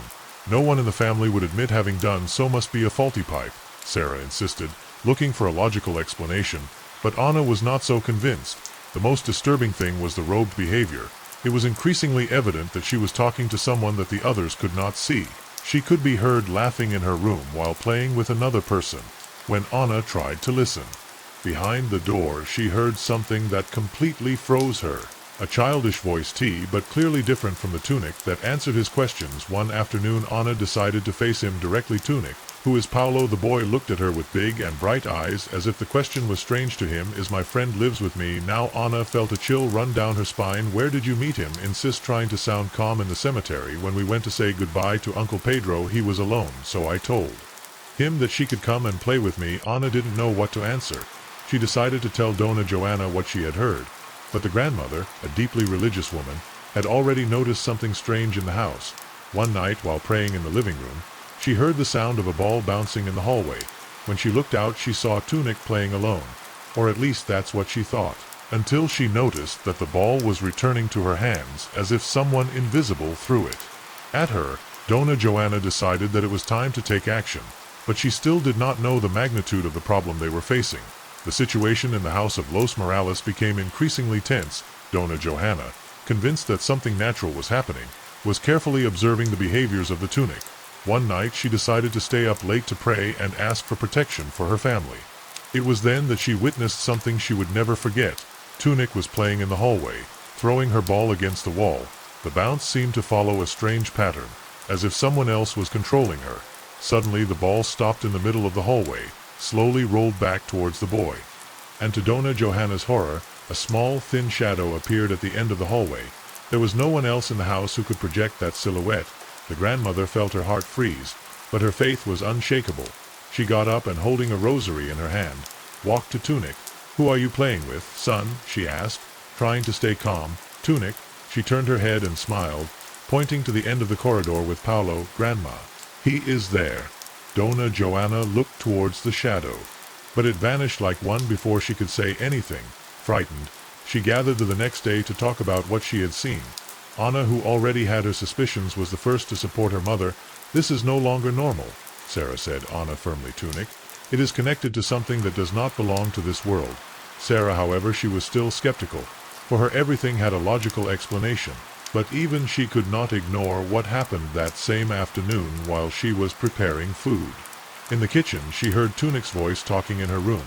She approached stealthily and opened the door, only to find the child sitting on the floor in front of the ball that was slowly moving towards him, as if someone was pushing him. "What's going on here?" Sarah exclaimed, but her voice broke when she saw how the ball suddenly stopped. Tunic looked at her somewhat annoyed. "You're scaring Paolo," she said innocently. Sarah ran out of the room and took refuge in the living room, not knowing what to think. That same night, when the family was reunited, Sarah finally accepted that they needed help. Donna Joanna suggested contacting a local medium, someone who could clarify what was happening. 2 days later, the medium, a woman with gray hair and deep measure named Consuelo, arrived at the house. As soon as she crossed the door, her countenance changed. She walked slowly through the house. In the Tunic chamber, the room came to a halt. "Here it is," she stated solemnly. "This youngster has held to a youthful energy that is present. Although it is not malevolent, if we do not act quickly, its attachment may have detrimental effects." According to Consuelo, the ghost belonged to a young man called Paolo who had passed quite tragically at the neighborhood cemetery. For some reason, he had ended up with dirt in the robe's purity, and had refused to leave this world. "He must rest in peace," the medium warned, "or his presence will continue to disturb the harmony of this house." Donna Joanna asked what they should do, and with the floor, she gave them clear instructions. Find Paolo's grave, clean it, pray for his soul, and leave something to symbolize their connection with the child, such as the ball with which they played so much. That same night, the family began to plan the at dawn the next day. The Morales family went to the cemetery of San Pedro following Consuelo's instructions. The atmosphere was gloomy with a cloudy sky that seemed to presage the end of something important. Tunic carried her favorite ball, the same one she had used to play with Paolo, while Sarah, Anna, and Donna Johanna carried flowers, candles, and a bucket with holy water. The medium had described Paolo's tomb with an old tombstone, worn by time, with the child's name barely visible on the stone. When Donna Joanna found it, she felt a lump in her throat. The grave was abandoned, covered with dry leaves and hardened earth. It was evident that no one had visited it in years. "It is here," Consuelo said in a firm voice. "Now we must act with respect." While Anna and Sarah cleaned the tombstone, Donna Joanna began to pray. Guided by the Tunic medium, watched silently, holding the ball tightly. There was something solemn in his attitude, as if he understood that he was about to say goodbye to his friend. When they finished cleaning the grave, Consuelo asked Tunic to place the ball on the tombstone. The boy hesitated for a moment, but finally stepped forward and left the ball in the right place. "Paolo is going to be okay?" asked Tunic, looking at the medium with eyes full of tears. "Yes, little one," replied Consuelo with a soft smile. "Now she will be able to rest and find the peace that the family needs so much." She lit the candles, and holding hands they prayed in silence. The atmosphere seemed to change. The air felt lighter, and a ray of sunlight pierced the clouds just at the moment they finished praying. She remarked that as she turned to face the cemetery's edge, something that left everyone speechless. "There is Paolo. He is smiling." No one else saw anything, but the certainty in La Voz de Tunico gave them peace of mind. The Median explained to them that Paolo's spirit had finally accepted his departure. In the following days, things in the house of Los Morales returned to normal. The plants began to recover. The keys stopped opening by themselves, and Tunic no longer spoke of Paolo, however. One day, while they were walking near the cemetery, the local Cobairo approached them with an expression of amazement. "As you know, for years he used to see a child playing with a ball in that part of the cemetery," he said, pointing to the section where Paolo's grave was. "But a few days ago it stopped appearing. It is as if he had finally found his way." The family exchanged glances, moved by the confirmation of what they already knew in the depths of their hearts. Paolo had said goodbye. Since then, Donna Joanna always remembered that episode as an lesson in faith and compassion, remembering that even the most lost souls need a gesture of kindness to find peace. The story that I will share below occurred a few years ago in a small town in the state of Guanajuato, Mexico. This place, surrounded by mountains and an atmosphere of apparent tranquility, was home to many scary stories, but none as disturbing as that of Dona Francisca, a woman who with her actions unleashed something that no one could imagine. Dona Francisca lived in an old adobe house. Located just a few blocks from the municipal cemetery, she was an old woman, always dressed modestly and with an air of religiosity that made her respected among the neighbors. If, however, those who knew her closely knew that her devotion hid a dark side, an unusual interest in spiritual practices that few understood and many had. Initially, everyone thought Dona Francisca was visiting to pray for her departed family members, but it quickly became clear that her trips were for a different purpose. She was seen laying little items and whispering prayers in front of Salazar's grave. She made promises to the spirits she had made in return for minor items from the graves, crosses, medals, and even pieces of pottery, as someone said on many occasions. According to her, she would grant him favors, health, protection, and good luck. However, what little they knew was that those promises were rarely fulfilled, as her closest neighbor observes these behaviors with curiosity and some trepidation. From my window I could see how Dona Francisca returned home with a strange air, as if she were carrying something more than her belongings. She often left candles lit in the frame of her door, and the scent of incense seemed to emanate from her home. At first no one gave it any importance. After all, who was I to judge her habits? Night everything changed. It was around 2 in the morning, when an unusual sound woke me up. It was as if someone repeatedly knocked on a window, thinking it was the wind. I tried to go back to sleep, but the knocks continued, accompanied by a murmur that seemed to come from Dona Francisca's house. My curiosity overcame fear, so I went to the window to look at what I saw. Ada left me. Shadows danced on the walls of her house, moving in an unnatural way as if they had a life of their own. Without thinking twice, I dressed quickly and went out to the patio, convinced that something was wrong. When I arrived at the door of her house, the murmurs were clearer, and I recognized the voice of Dona Francisca praying desperately, knocking on the door. It took several minutes to open. When she did, her appearance was terrifying. She was pale, with swollen eyes, from crying so much, and her hands trembling, while she held a rosary. When she entered, the scene was even more chilling. Shards of glass covered the floor, candles almost consumed. They emanated a penetrating smell, and an inexplicable cold invaded the place. Dona Francisca looked at me with desperation, and between blands she told me what had happened that night, as she was awakened by voices echoing in her room. They were not human, she said, but whispers that seemed to come from everywhere. Those voices demanded that she keep the promises she had made to the souls in the cemetery. At first she thought it was a nightmare, but she soon realized that she was awake. The shadows on the walls began to move erratically, and objects fell from the shelves as if an invisible force was pushing them. I tried to calm her down, but a part of me felt that what she was saying was not just a product of her imagination. Something strange and dark had manifested itself in her home, and I was certain that it was not going to stop. The dawn at Dona Francisca's house was long and terrifying.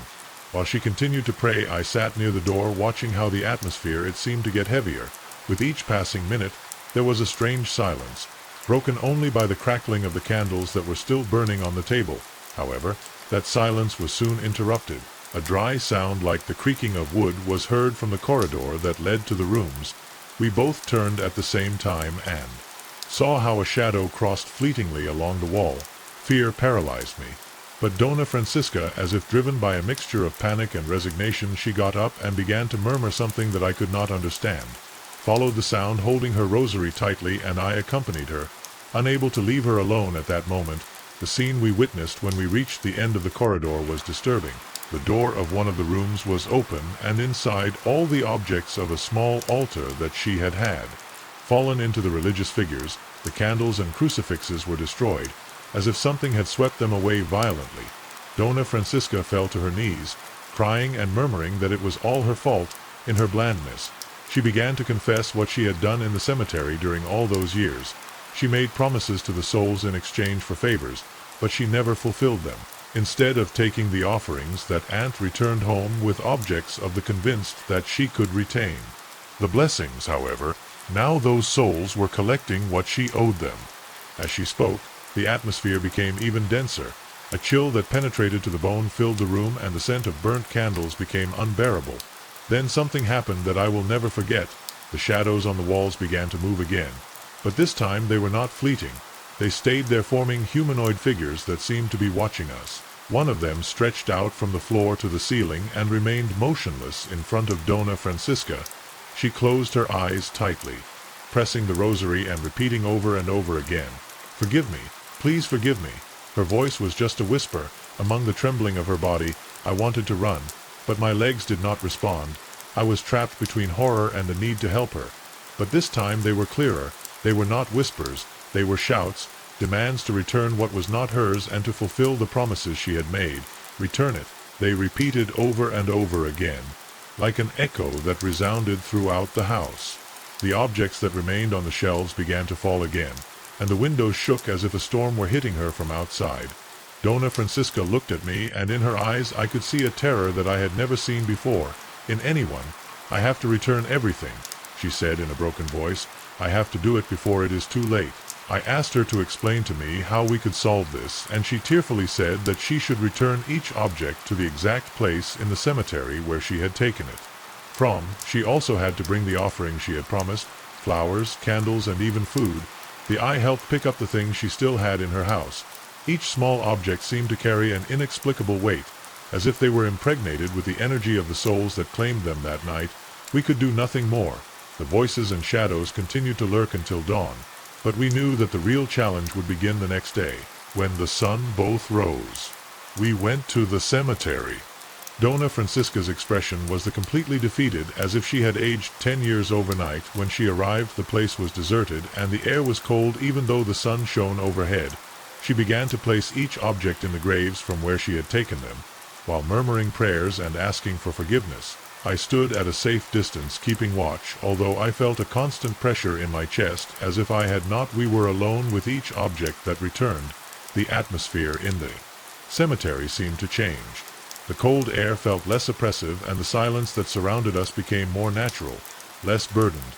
Donna Francisca continued with her ritual for hours, moving from one grave to another while repeating the same words of repentance and offering the offerings she had promised so long ago. The fresh flowers she carried contrasted with the dry earth and the worn tombstones. It was as if I was trying to make amends for a debt that I knew I could never fully pay off. As I watched it, a shiver ran down my spine. In a corner of the cemetery in the distance, I thought I saw a motionless figure.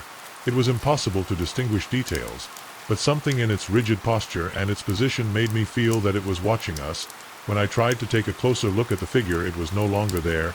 I decided not to say anything to the Donna Francisca, did not want to distract her or increase her anguish.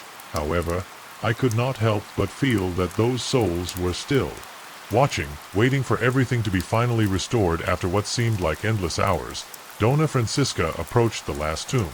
It was an ancient tomb with an almost illegible tombstone, covered with moss. She placed a small wooden cross that she had taken many years ago and lit a candle next to it before getting up. After a lengthy period of silence, during which she lowered her head, she turned to face me and stated, "This is all," in a feeble voice. "I've taken the necessary action." We went home in total quiet, but something had changed in the air. The shadows that had haunted Donna Francisca had vanished, and the air within her home no longer seemed as oppressive. But she was aware that this meant she was free. She had discovered the implications of her acts, and that the vows she made to the spiritual realm were not to be taken lightly. Seeking a reminder of her errors, Donna Francisca started packing her things in the days that followed. She made the decision to go to a different neighborhood, far from the cemetery and the memories that now weighed heavily on her. She thanked me for being at her side all day before she went. Her eyes were filled with a mixture of relief and resignation, even though we never discussed it again. Her house was eventually occupied by another family, but I always wondered if the spirits who had previously tormented her had stayed there or if they had followed her. The cemetery then fell silent again. Although for me it never ceased to be a place full of disturbing secrets. Years later, every time it passed near the cemetery, he remembered what happened. He thought of Donna Francisca and how her story was a reminder of something fundamental. We must not play with what we do not understand. Respect for the spiritual world is more than a superstition. It is a warning that many choose to ignore until it is too late. The cemetery of San Isidro, in the town of Las Palmas, had always had a peculiar air. It was not only absolute silence that enveloped it, nor the lack of vegetation that made the landscape seem dead even during the day. There was something else, something in the atmosphere that tested the calm of those who dared to walk there as a gravedigger. He had a strange relationship with that place. He had worked for more than 16 years among those graves, shutting up, stopping, and of course maintaining the tombstones. What many did not know was that at night, the cemetery of San Isidro seemed to come to life in a way that could never be explained in simple words. My work was never easy, but I learned to accept it. The smell of damp earth, the long hours of solitude, and especially the cold nights were part of the routine. However, something changed when I met Don Evaristo. He was the night watchman of the cemetery, an elderly man with more stories than years lived. He always said that during his rounds he could feel the presence of something, watching it in the shadows. He took it as an old and strange story that no one believed him until one night his own fear forced him to abandon his work. It is the wind. He used to say, that Tower of Moino. I feel that he calls me, and with that warning he left me with the concern that perhaps somewhere in his there was some truth to it. It was that same night when my life changed forever. It was a quiet night. No wind, no clouds. The moon dimly illuminated the graves, creating elongated shadows that seemed to move in the breeze. I was working on an old tombstone, repairing a crack that had begun to open with the passage of time. I had finished cleaning the place and was picking up my tools, when in the distance something called to me. Listen, a noise.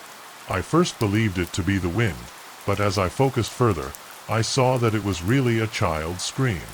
I seldom ever went to the bottom of the cemetery, but that's where the sound was coming from. Few remains were buried there, and even fewer were recent. I moved toward the source of the sobbing, which seemed to become closer as I went. I felt uneasy with every step. As the air grew, it became dense, and a wind that was almost imperceptible before began to blow strongly, as if a storm was about to break out. Suddenly a violent gust of wind surrounded me, raising dust and dry leaves. It was not just wind. It was as if it was guiding me, as if that invisible force was pushing me forward. The crying was becoming clearer now, and although I felt terrified, I could not stop myself at all. Inside me, I was pushing myself to continue. When I reached the bottom of the cemetery in front of a grave I didn't remember seeing before, the wind suddenly stopped. The earth was turned as if someone had recently finished without thinking about it. I bent down and began to dig with my hands. My heart was pounding and a cold sweat ran down my forehead. Finally, after a few minutes of frantic work, my hands hit something hard. It was a small white coffin. The lid was slightly lifted, as if someone had recently done it without knowing why. I felt a sense of urgency, as if time was running against me. When I opened the coffin, what I found froze my blood. A little girl, her skin as pale as the moon, was there. It was not a corpse, but a living girl bathed in blood. Her body was covered in small needles, like if someone had subjected her to a cruel ritual. There were remains of an animal beside her, what appeared to be a kid and 4 black hens, her eyes empty, staring at me with a disturbing intensity. The wind blew strongly again, and from the shadows that surrounded the tomb came dark figures, their forms twisted and aggressive. But something in me told me that I must protect her. A new breath of wind, stronger than before, it seemed to push the figures backwards, surrounding me and protecting me. Not understanding how the wind kept me safe, as if it were an invisible guardian that would not let me fall into the clutches of those shadows. With the girl in my arms, I felt that my life had changed irreversibly. I took her in my arms, and without looking back I left the cemetery as fast as I could, knowing that the wind had guided me, but she had also chosen me for something bigger. That night I couldn't sleep, although I was in my house curled up next to the girl I had found. The silence seemed heavier than ever. I didn't understand what had happened in the cemetery, or what it was, that force that I had felt guiding me. However, something told me that I had to protect her at all costs. The girl's face was scarred with fear, as if she had gone through more than any human being should, and her skin was as pale as the moon, covered in cold sweat, and her breath was gasping, as if she had been trapped in a terrifying dream from which she was unable to wake up. When I woke up the following day, the little girl was no longer with me. Instead, I discovered a letter that was folded and torn at the edges, with handwritten words so sloppy that they seemed to have come from the mind of someone who had lost all reason. Protect her or all will be lost, the letter said. If you leave her going, evil will take over. You can't. Fear gripped me, but the girl needed answers, so I decided to take her to the village doctor. Nobody knew what had transpired at the graveyard, and those who did spoke only of lost curses and old rites, even though I knew that her condition was beyond the realm of medicine. But nobody else knew what I knew.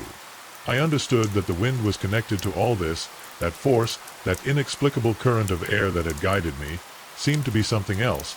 It seemed to have a will of its own, a purpose.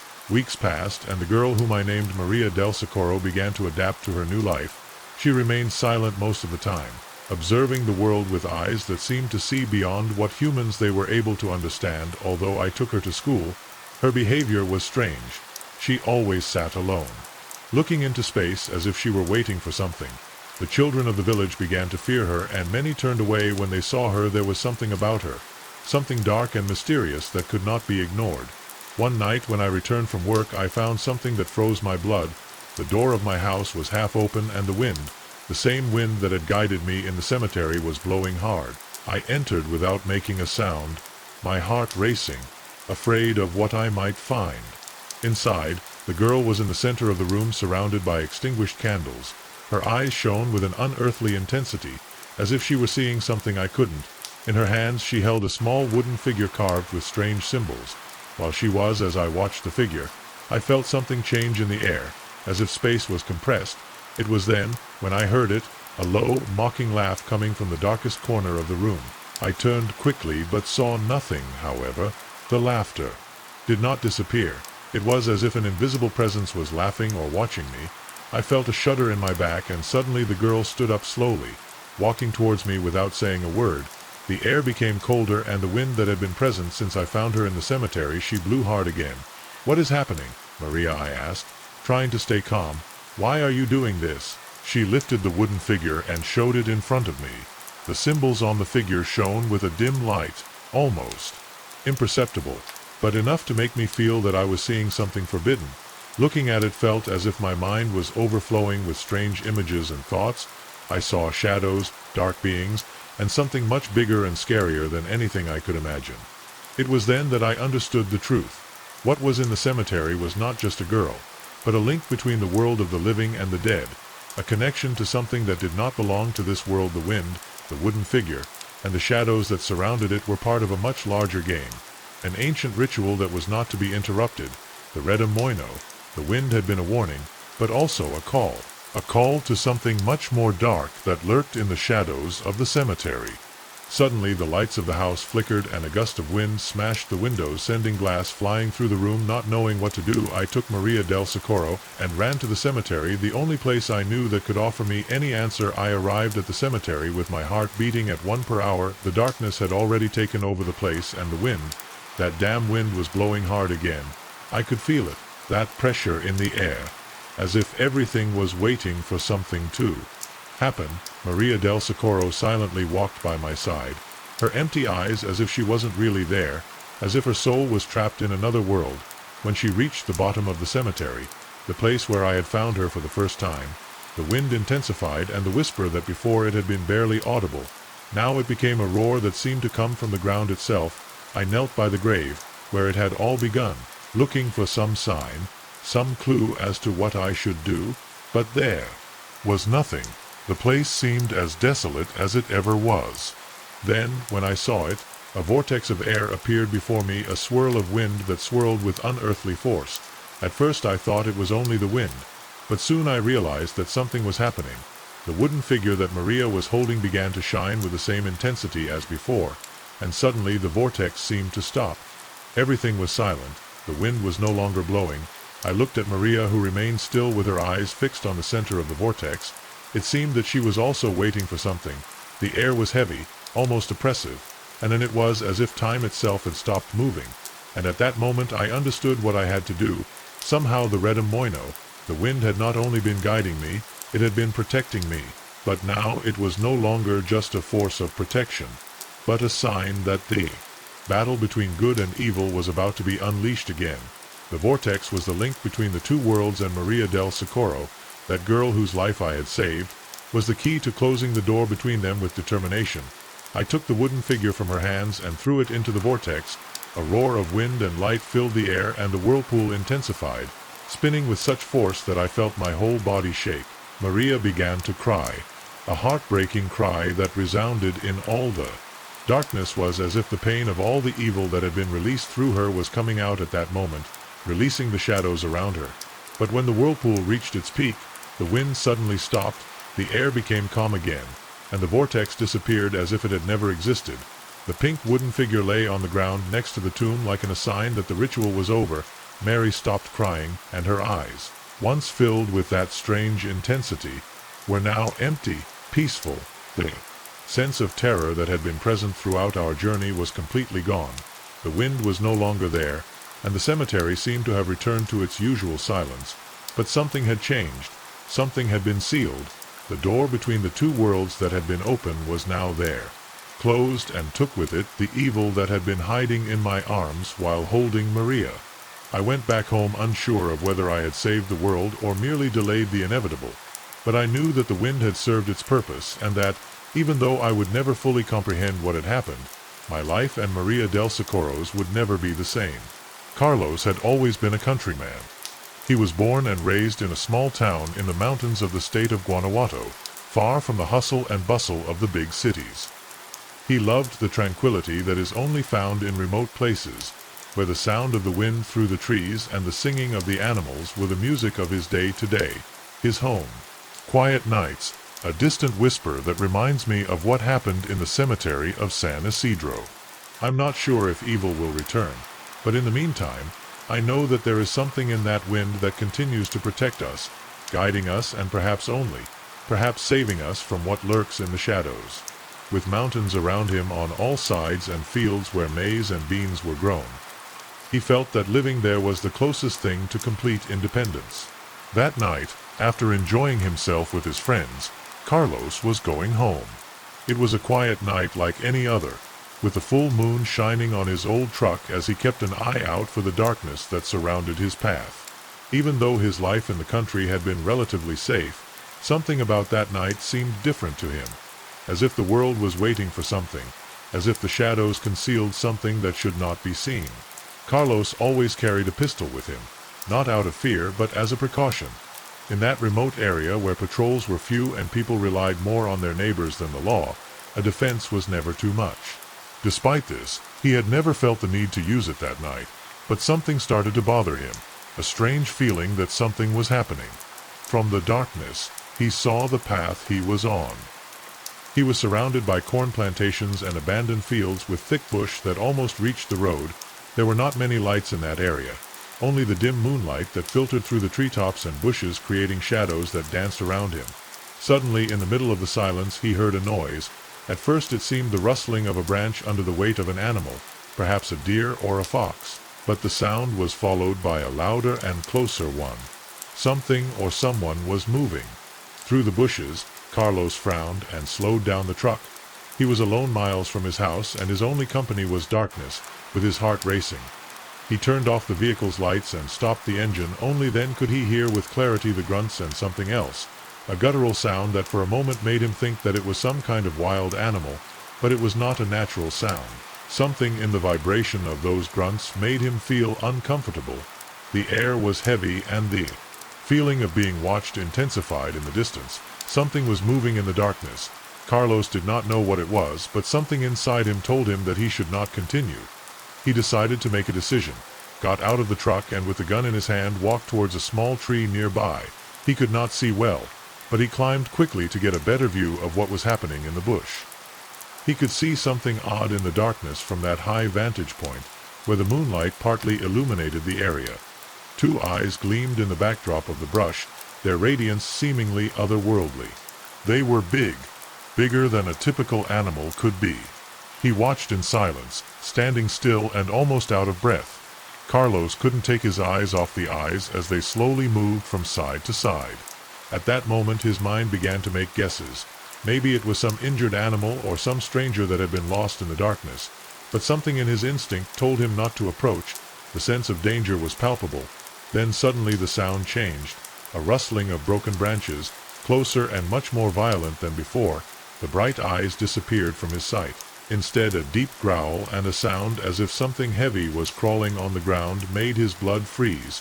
Something was advancing towards him, something that shouldn't be there. Carlos knew he had to be prepared for whatever was coming, but he wasn't ready for what would happen next. He tried to control his breathing as cold sweat ran down his forehead.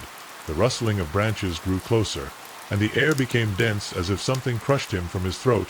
An involuntary whisper emerged, as if his body was trying to warn him of something which he still didn't understand. He crouched a little more on the branch of the tree, trying not to make a sound, but his mind was completely alert, listening to every little sound.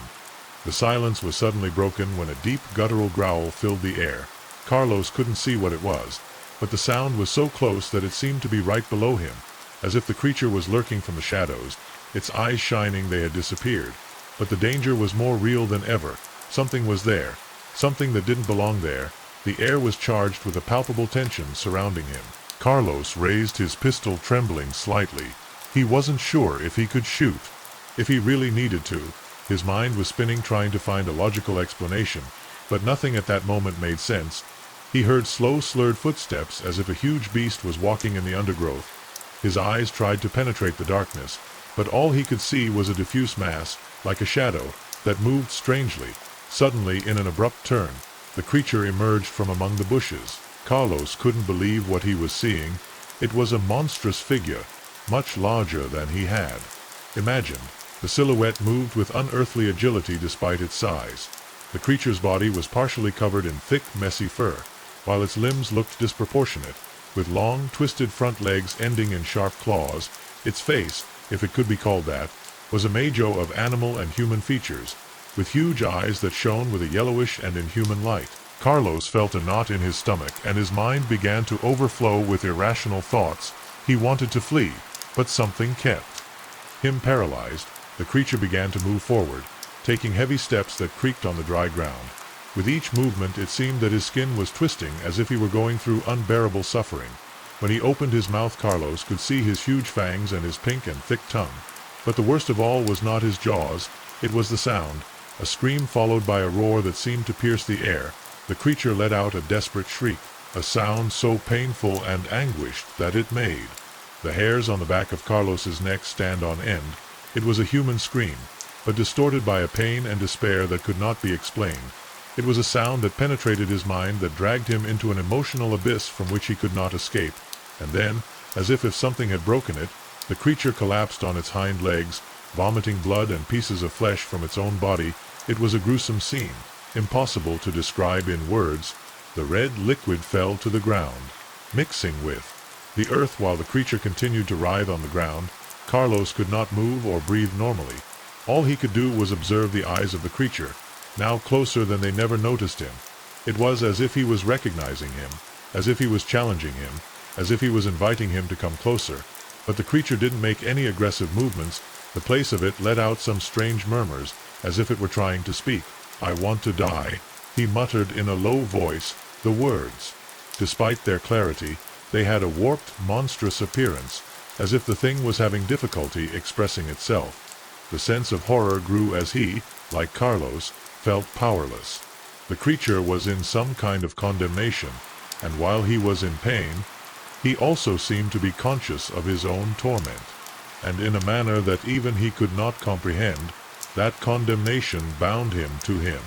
As the night wore on, the sound of murmurs persisted, filling the air with a strange mixture of sadness and despair. Carlos, trembling and his heart on the verge of exploding, realized something. The creature didn't attack him or come to kill him.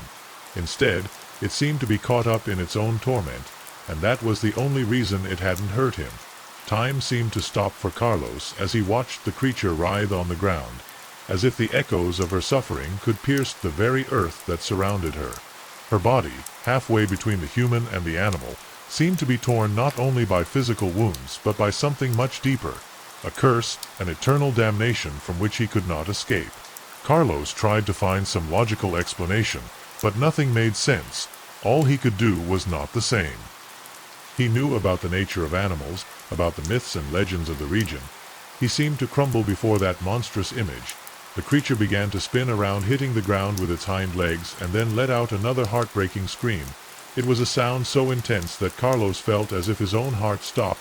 "What are you?" Carlos whispered, almost without realizing that the creature was speaking aloud, who until that moment seemed to be trapped in endless suffering, stopped moving for a couple of seconds. Everything was silent, and Carlos believed that perhaps the creature had finally died. But it was not like that. Suddenly, with a sudden movement, the creature raised its face, and its eyes shone with a terrifying intensity. Carlos felt invaded by a sense of absolute danger, as if the whole world had become against him. The creature's eyes, deep and empty, seemed to be staring directly into his soul, as if wanting to drag him with him in his torment. The creature emitted a strange sound, similar to a sigh, but with a tone so grave and gloomy that it made Carlos' skin stand on end. "Go, or I'll take you with me," the creature whispered. Its words were unmistakable, although filled with a chilling distortion, as if they were filtered through a broken mouth, and it was a whisper so close that Carlos felt the vibration in his chest, a sound that froze his blood. Carlos didn't know if what he heard was real or a product of his mind, but fear invaded him with such force that he couldn't resist without thinking. He jumped from the tree, landing awkwardly and running without looking back. The sound of the creature's legs resounded in the distance, but Carlos didn't want to know more. His only priority was to escape, get out of that place alive. He raced relentlessly, zigzagging through the woods, knowing that he couldn't stop for a second, even though he had no idea how far he could go before the beast reached him. The night air was chilly against his face, but dread kept him more vigilant than ever. He heard a noise behind him all of a sudden. A heavy step that followed his tracks. The creature was not far, although Carlos did not dare to turn around. He knew that he was getting closer and closer. The darkness seemed to swallow everything around him, as if the forest itself wanted to devour him. At that moment something strange happened. The ground began to tremble under his feet, and the air was filled with an unintelligible whisper, as if the shadows themselves were speaking. The creature, apparently, he had stopped chasing him. Instead, something in the atmosphere had changed. Carlos stopped, exhausted, and looked back, but he saw nothing. The darkness seemed impenetrable. He could not see or hear the creature, but its presence was still palpable, like an invisible weight pressing on him. Carlos began to walk slowly, cautiously. He did not want to make noise. He did not want to attract more attention than he had already suffered, but in his insides he knew something wasn't right. Fear still consumed him, and his body was tense as if it was about to explode at any moment. At that moment, he heard the creature's last murmur, a far-off but distinct sound. "We'll see you soon." Even if he had escaped that night, the thing would not have left him alone. Carlos would not leave him alone. The words hung in the air like a menace. He was able to comprehend what had happened, but something inside him told him that this was not the end. He knew that this encounter, that strange and dangerous presence, had permanently marked him. Something inside him had broken, and worst of all, he felt as though the creature was still there, watching him, waiting. Carlos walked hesitantly, his mind clouded by fear. He hit the night air hard, but he was unable to shake the terror that surrounded him even after he had escaped. Something inside him told him that he was not safe. The creature had indeed vanished, but the feeling that something was still there, almost tangible. Every movement in the darkness, every rustle in the bushes, made him turn abruptly, hoping to see those bright eyes again. But the undergrowth had not noticed them. She was still, and the silence seemed deeper than ever. When she reached the truck, Carlos got in a hurry and without hesitation started the engine. The light of the headlights briefly illuminated the dusty path she had traveled before, but she did not dare to look back all the way back. Her heart was still beating strongly, and her mind did not stop reviewing what had happened. What was that thing? Why was it so full of suffering? The image of her eyes glowing in the darkness, and the sound of her broken voice shone in his ears. When he arrived at his house, the moon was still high in the sky, illuminating the field around his home. But nothing seemed the same. The world seemed to have changed somehow. The feeling of insecurity had taken hold of him, and the familiarity of his home no longer brought him comfort. He decided not talking to his family that night. He didn't want to worry them. He didn't want them to know what he had experienced. He didn't dare to tell them about the creature, about what he had heard. He didn't want them to think that he had lost his sanity. But as the days passed, Carlos began to feel that the creature was still close. His mind couldn't stop thinking about it, and every night when the doors of the house closed, he couldn't stop thinking about it. At home, he had the feeling that someone was watching him from outside. In his dreams, the creature would occasionally appear new, but he wasn't struggling or screaming in agony. Now, he saw it standing in a dark place, staring at him. His eyes glowed like flames, and every time Carlos tried to approach, something stopped him, as if an unseen force forced him back. The nights became a never-ending torment. The creature's murmurs vanished from his mind, and the dark dreams followed him. Even during the day, Carlos tried to ignore them, telling himself that he was being paranoid and that he shouldn't allow fear to overcome him. But the truth was that he couldn't stop thinking about her, about the creature he had left behind, and something inside him knew that he would eventually have to face it again. The situation worsened over the next several days, and Carlos started to stay inside at night. Whether he felt at home or had to report to work the next day was irrelevant. Fear kept him locked up in his home. His family noticed the change in him, his anxiety, his constant restlessness. His mother asked him if something was wrong, if something had happened, but Carlos just said that he was exhausted, that he was alone, he needed to rest, but he couldn't rest. Fear consumed him, and every time he was in the dark his mind betrayed him. At night, when the stars lit up the sky, Carlos heard the same noises he had heard that first time. Rustling branches, murmurs in the distance. It was as if the creature was lurking again, waiting for the right moment to appear. Then one night a different sound woke him up. It wasn't the grunts or whispers.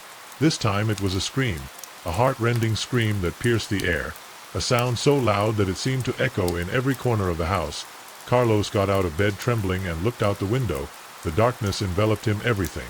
But in the distance he could make out a figure, a pair of eyes shining through the fog that was beginning to form in the field. It was the creature. Although fear stopped him, it also motivated him to take action, since he realized he couldn't remain in that state. He stepped outside with the handgun he had kept since that night. His heart was beating more quickly than ever despite the early morning chill. He approached the edge of the field, where the figure was still motionless.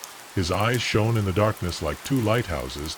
In the middle of the night, Carlos, with fear on the surface, he advanced slowly. But when he was close enough, the creature did not move. It just stood there watching, waiting for the air. It was charged with tension, and Carlos could feel that he was not alone. Something told him that the creature was waiting for him, that everything he had lived until that moment had been only the beginning. Carlos remained motionless, not knowing what to do.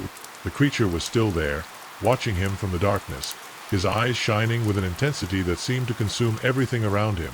The wind began to blow, shaking the branches of the nearby trees, but the air was heavy, as if everyone was holding their breath. The murmurs he had heard before, those sounds incomprehensible and distorted, they began again, but this time they seemed closer, clearer. "You're going to die like everyone else," whispered the creature with a broken voice filled with eternal pain. Carlos couldn't move. His mind was screaming to run away, but his body wasn't responding. Something kept him there, trapped in that place with the creature waiting for him. He defied. Sweat ran down his face as he slowly raised the pistol, pointing at the shadowy figure he wanted to shoot. He wanted to end it all, but his hands were shaking uncontrollably. The creature wasn't moving. It wasn't showing signs of aggression. It was just looking at him with those piercing eyes, as if he was judging him. It was as if all of nature around him had disappeared, and only he and that monstrous creature were left to be caught in a silent confrontation. Suddenly, the creature's figure began to fade. It didn't disintegrate, but it seemed to be crumbling, as if it were part of the same darkness that surrounded it. The bright eyes were gradually fading until only a deep void remained in the darkness. Carlos didn't know if it had been his mind playing tricks on him, if he was seeing things that didn't exist, or if the creature had really vanished. However, he didn't dare to move. He remained there with the gun in hand, watching the nothingness, waiting for something else to happen. The silence that surrounded him was unbearable. He no longer heard the murmurs, nor the sound of the creature, nor the footsteps that had chased him. Only the wind that had now calmed down. Carlos understood that the danger had disappeared. He began to retreat slowly, but something inside him told him that he should not turn his back. Something urged him to continue observing, not to let the darkness let him as he walked away. He couldn't stop thinking about the creature's words, about his suffering and that presence he had felt so close. When he reached the door of his house, Carlos stopped. looked back one last time, and at that moment he saw something that froze him. His eyes were shining again, but now, in the distance, at the edge of his property, they were there watching. The creature had not disappeared, had not fled, had only retreated into the shadows, waiting, watching, waiting for the right moment to return. Charles closed the door quickly, blocking the outside world, and dropped to the ground exhausted. He knew that his life would never be the same. The creature, that horrendous being that had crossed his path, had left an indelible mark on him. He could no longer ignore it. He could no longer escape. Fear would follow him, both in his dreams and in his daily life, and so from that night Carlos never left his house again. After night the days passed, and the nights became longer and longer. The murmurs of the creature never left him, and every time he closed his eyes, he felt that something was watching him. No matter how hard he tried, it did not matter how many times he tried to reason with his mind, he knew that what he had experienced could not be explained years later. When he was asked about that night, Carlos could never answer with certainty that it had happened. He only looked into the distance as if the creature was not yet lurking waiting. The truth is that no one knows if what happened that night was real or if Carlos' mind was simply unable to withstand the tension. What we do know is that something in her interior changed forever, and the worst thing is that the creature keeps waiting in the dark, watching everyone who dares to walk the lonely paths of the night. Emily Ortega, she had decided to escape after losing her sister in a traffic accident. Her life had fallen apart. She couldn't stand the hustle and bustle of the city anymore, or the looks of compassion she received from everyone she received. She made the decision to relocate to a remote area in search of a haven in nature, away from the life she was accustomed to. This is how she found Sombra Vieja, a small town tucked away between the Mexican mountains, renowned for its peace and quiet and for being encircled by verdant forests. Emily rented a small wooden cabin on the outskirts of town, a rustic building that promised her the tranquility she so desperately sought. The house was close to Highway 46, a lonely and narrow road that locals claimed had a bad reputation because it was a place where tragedies happened without cause. Although Emily didn't believe in superstitions, something in the air told her that Old Shadow hid secrets she didn't want to discover. The first day she arrived at the cabin, the feeling of isolation was almost palpable. In the distance she could hear the sound of the wind through the trees, but somehow the tranquility of the area could not calm the anxiety that pursued her. The night cold embraced her, but she could not help but feel observed throughout the day. The inhabitants of the town cautiously let her know that she should be careful when traveling on Highway 46. Most avoided passing through there after dark.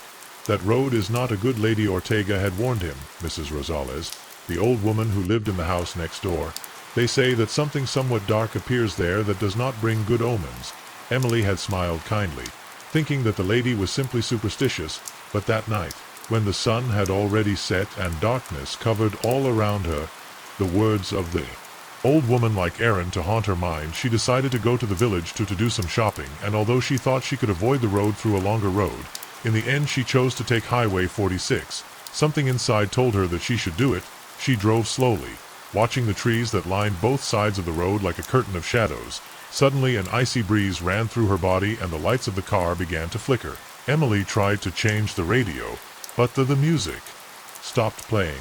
Everything seemed to have stopped for a moment, as if the whole world was holding its breath. The road was empty. There was no other car for miles. It was then that he saw a dark figure in the distance, at the edge of the road. At first he thought it was an animal or a lost man, but as he approached, the figure seemed to move strangely. He was not walking, but floating above the ground. It was an imprecise shadow, as if it were made of the same darkness. Her heartbeat accelerated, and her hands trembled at the wheel. As she got closer, the figure disappeared among the trees.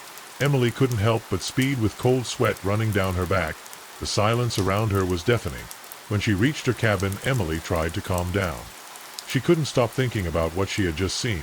It was just her mind playing tricks with her, or maybe she thought the stories of the town had some truth to them.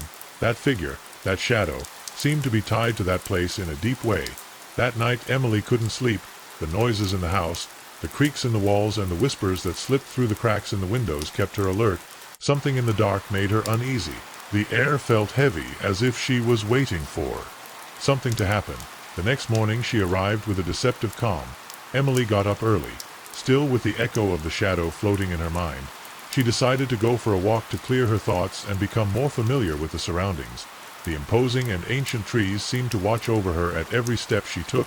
The air was fresh, but something in the atmosphere made everything seem heavier than usual. The murmur of a nearby stream broke the silence, but the feeling of being watched did not leave her in the village. People kept avoiding talking about the lonely road, as they called it. It was not only the stories of accidents and disappearances that made them fear the road. There was something else, something that went beyond what words could explain. Emily, at first skeptical, began to feel that all this had some truth. It was at that moment that she met Don Hugo, the old owner of the village store. While Emily was buying some provisions, he watched her for a long time, and when she approached the counter, asked him in a deep voice, "Have you seen the shadow of the road, Miss Ortega?" Emily, although surprised by the question, she decided to be honest. "The Dino on the side of the road. I don't know what to make of that." Don Hugo didn't say anything for a long time. His gray eyes seemed to read her mind. Finally, with a sigh, he murmured, "Years ago a school bus went off the road right at that time. All of the children who were traveling died during the storm, but not all of them were found. Let's just say that their souls were trapped there, and the shadow is what's left of them. It's not something you can see without consequences." Billy couldn't stop thinking about the shadow he had seen, thinking that it would be that which had been lurking on the road, that it would be the souls of the children who never came home that night. As she was making her way back to her cabin, the air cooled down even more intensely than it had been the previous night. Emily's car started to break down again. The lights flickered, the sound of the engine abruptly stopped, and there was complete darkness all night long. Far away she could see the silhouette of the shadow as if it was waiting for her in the center of the road. She didn't have time to react. The car stopped completely, and at that instant Emily felt an oppressive presence. The temperature inside the vehicle dropped drastically, and a whispering voice like a distant echo called her by her name. "Emily, come." They see Emily's heart the ant tightly.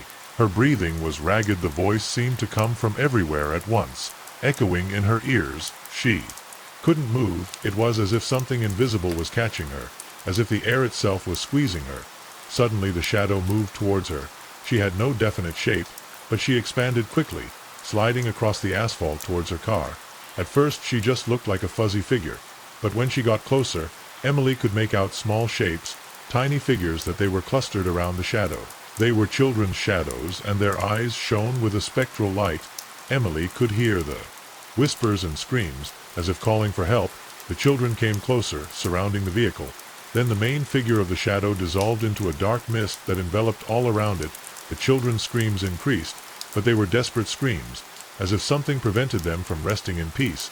For an instant Emily realized that she couldn't go on there without thinking. She opened the car door and ran into the woods. She ran aimlessly, guided only by fear and the need to escape. The shadows followed her as if the road itself was calling for her. When she reached the entrance of her cabin, she stumbled and fell to the ground. She could barely breathe. But when she looked back at the shadows, they weren't. The fear left her paralyzed, and for the first time since she had arrived in Old Shadow, Emily began to question if everything she had heard about the place was more than simple legends. The sun rose the next day, but the uneasiness in the air remained. Emily tried to convince herself that what she had seen was not real, but the echoes of the children's screams continued echoing in her mind. She was trapped in a place where the boundaries between the real and the supernatural seemed to blur. Despite the fear she still felt, Emily decided that she should investigate what had happened. The truth, although terrifying, was the only way to find peace in her mind. She spent the next few days looking for information about the accident that Don Hugo mentioned. In the town library she found old newspapers and reports that spoke from the tragedy 40 years ago. A school bus that went off the road on a rainy night while carrying a group of children back to their homes. The victims were many, but the most disturbing thing was that some of the bodies were never found, including those of the children who were traveling in the back seats of the bus. Emily began to investigate more deeply. She found testimonies from survivors who spoke of a strange sensation, as if something had followed them from that night, something that had never been. It was then that he discovered the name of the road, Highway 46, or as the older ones called it, the Lonely Road.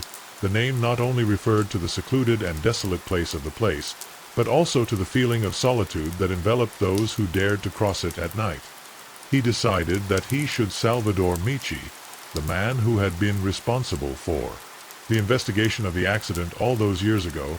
In his office he received her with a tired look, as if he were used to receiving strange stories about that place. "What? Look around here, Miss Ortega," the seraph asked in a deep and serene voice. "I have heard stories about Highway 46, about what happened all those years ago and about the shadow, who appears there knows something about it." Emily tried to stay calm, but her voice betrayed her fear. The seraph sighed and leaned back in her chair, looking out the window as if she was looking for the right words. "I've heard many accounts over the years," she started. "Many say they've seen strange things. Things they can't explain, but there's no proof of anything, only stories. People talk about the lost of the road. Those shadows are the souls of children who were never found. Something on that road prevents them from resting, and for some reason those who get too close, those who dare to see them, end up scarred." Emily felt a knot in her stomach. The words of the seraph confirmed what she had feared. The shadow was not a hallucination or a fantasy. It was real, and its presence was related to children who never they returned home that night. Fear took hold of her again. She decided not to go out, even though the air inside the cabin was getting heavier and heavier. But the sound of footsteps near the door did not let her rest.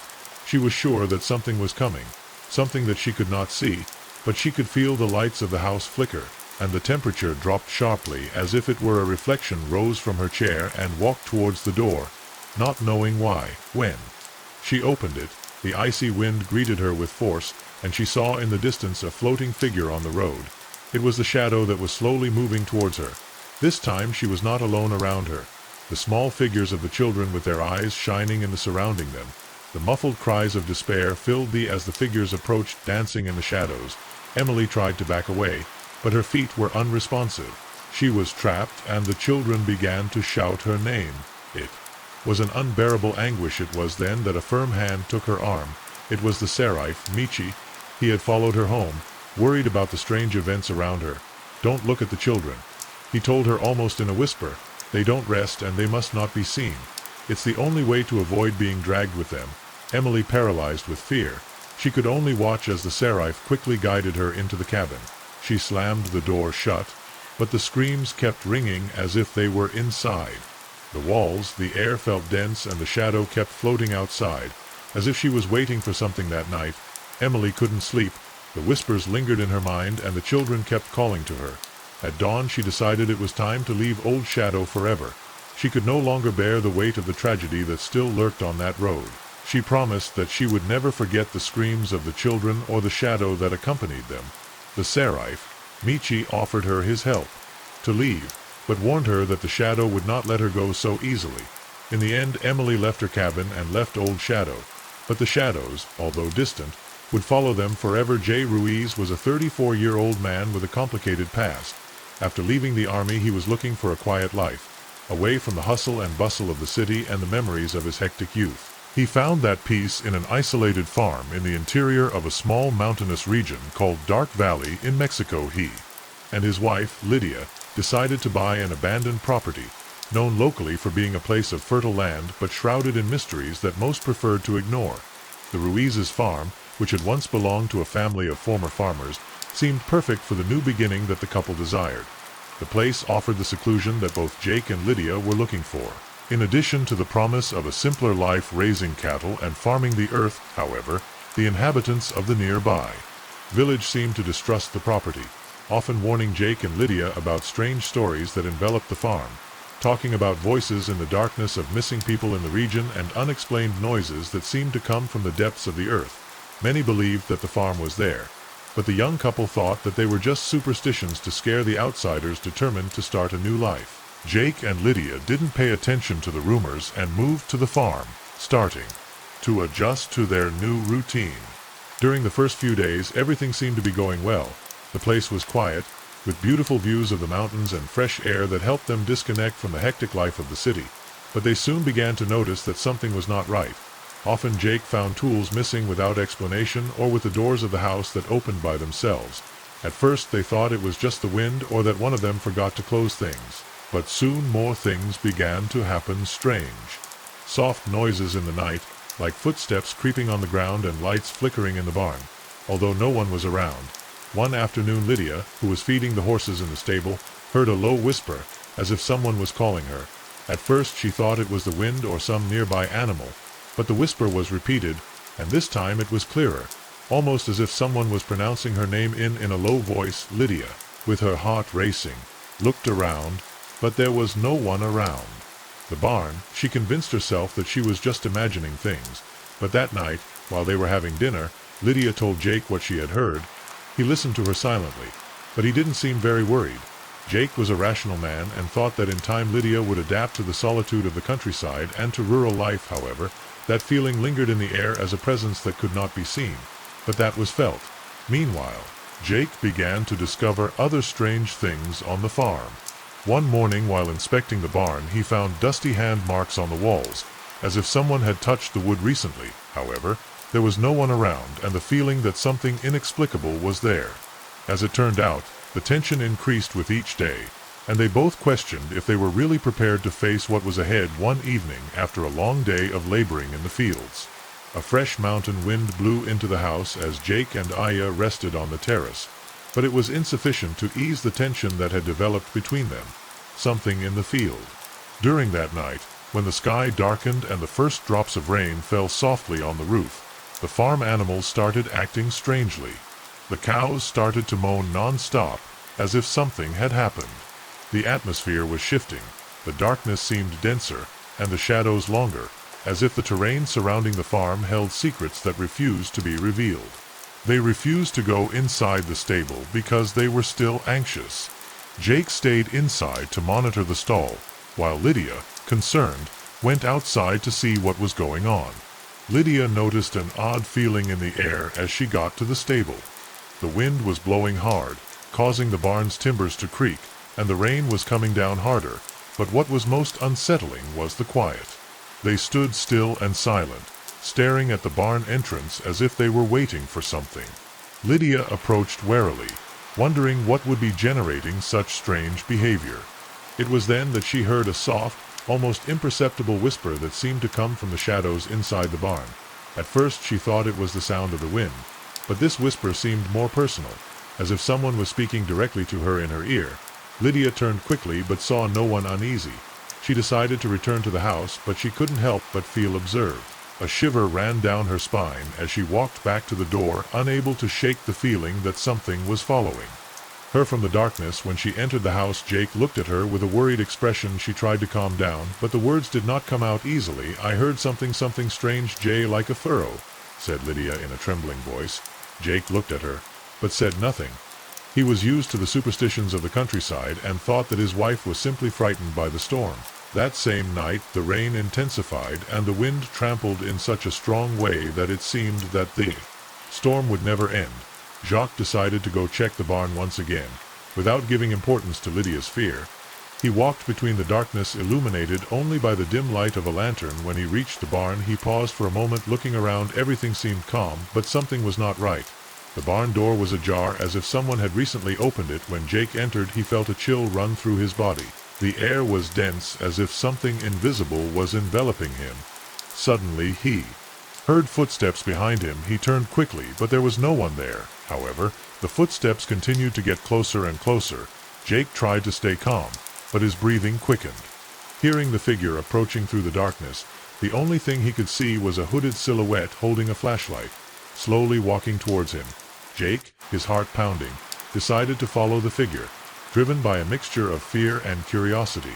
The hooded figure walked unhurriedly, moving forward towards the nearby fields. Jake followed her through the darkness without taking his eyes off the figure. Finally, they reached a part of the field where there was something strange in the middle. Of nowhere, Jake discovered an ancient well by rotten wooden boards. The lantern that held the hooded figure suddenly went out, and the silence that followed was absolute. It was at that moment when Ja heard a terrifying scream, a heart-rending scream that seemed to come from the depths of the well. Fear took hold of him, and an irrational impulse led him to take a step back away from the mysterious figure. As he looked again, there was no one there anymore. The well remained, as a reminder of something dark and ancient, a place that seemed to hold a secret that should not be revealed. Jake returned to the house with a full soul from an unsettling feeling he couldn't explain. The next day, Jake and Lydia woke up with a sense of unease in the air, as if the echoes from the night before were still sneaking between the walls of the house. He couldn't stop thinking about the well and the strange encounter with the hooded figure. He decided he had to find out more about the history of the property, looking for answers to the mysterious events that surrounded them. Lydia, although fearful, She accompanied him in his search.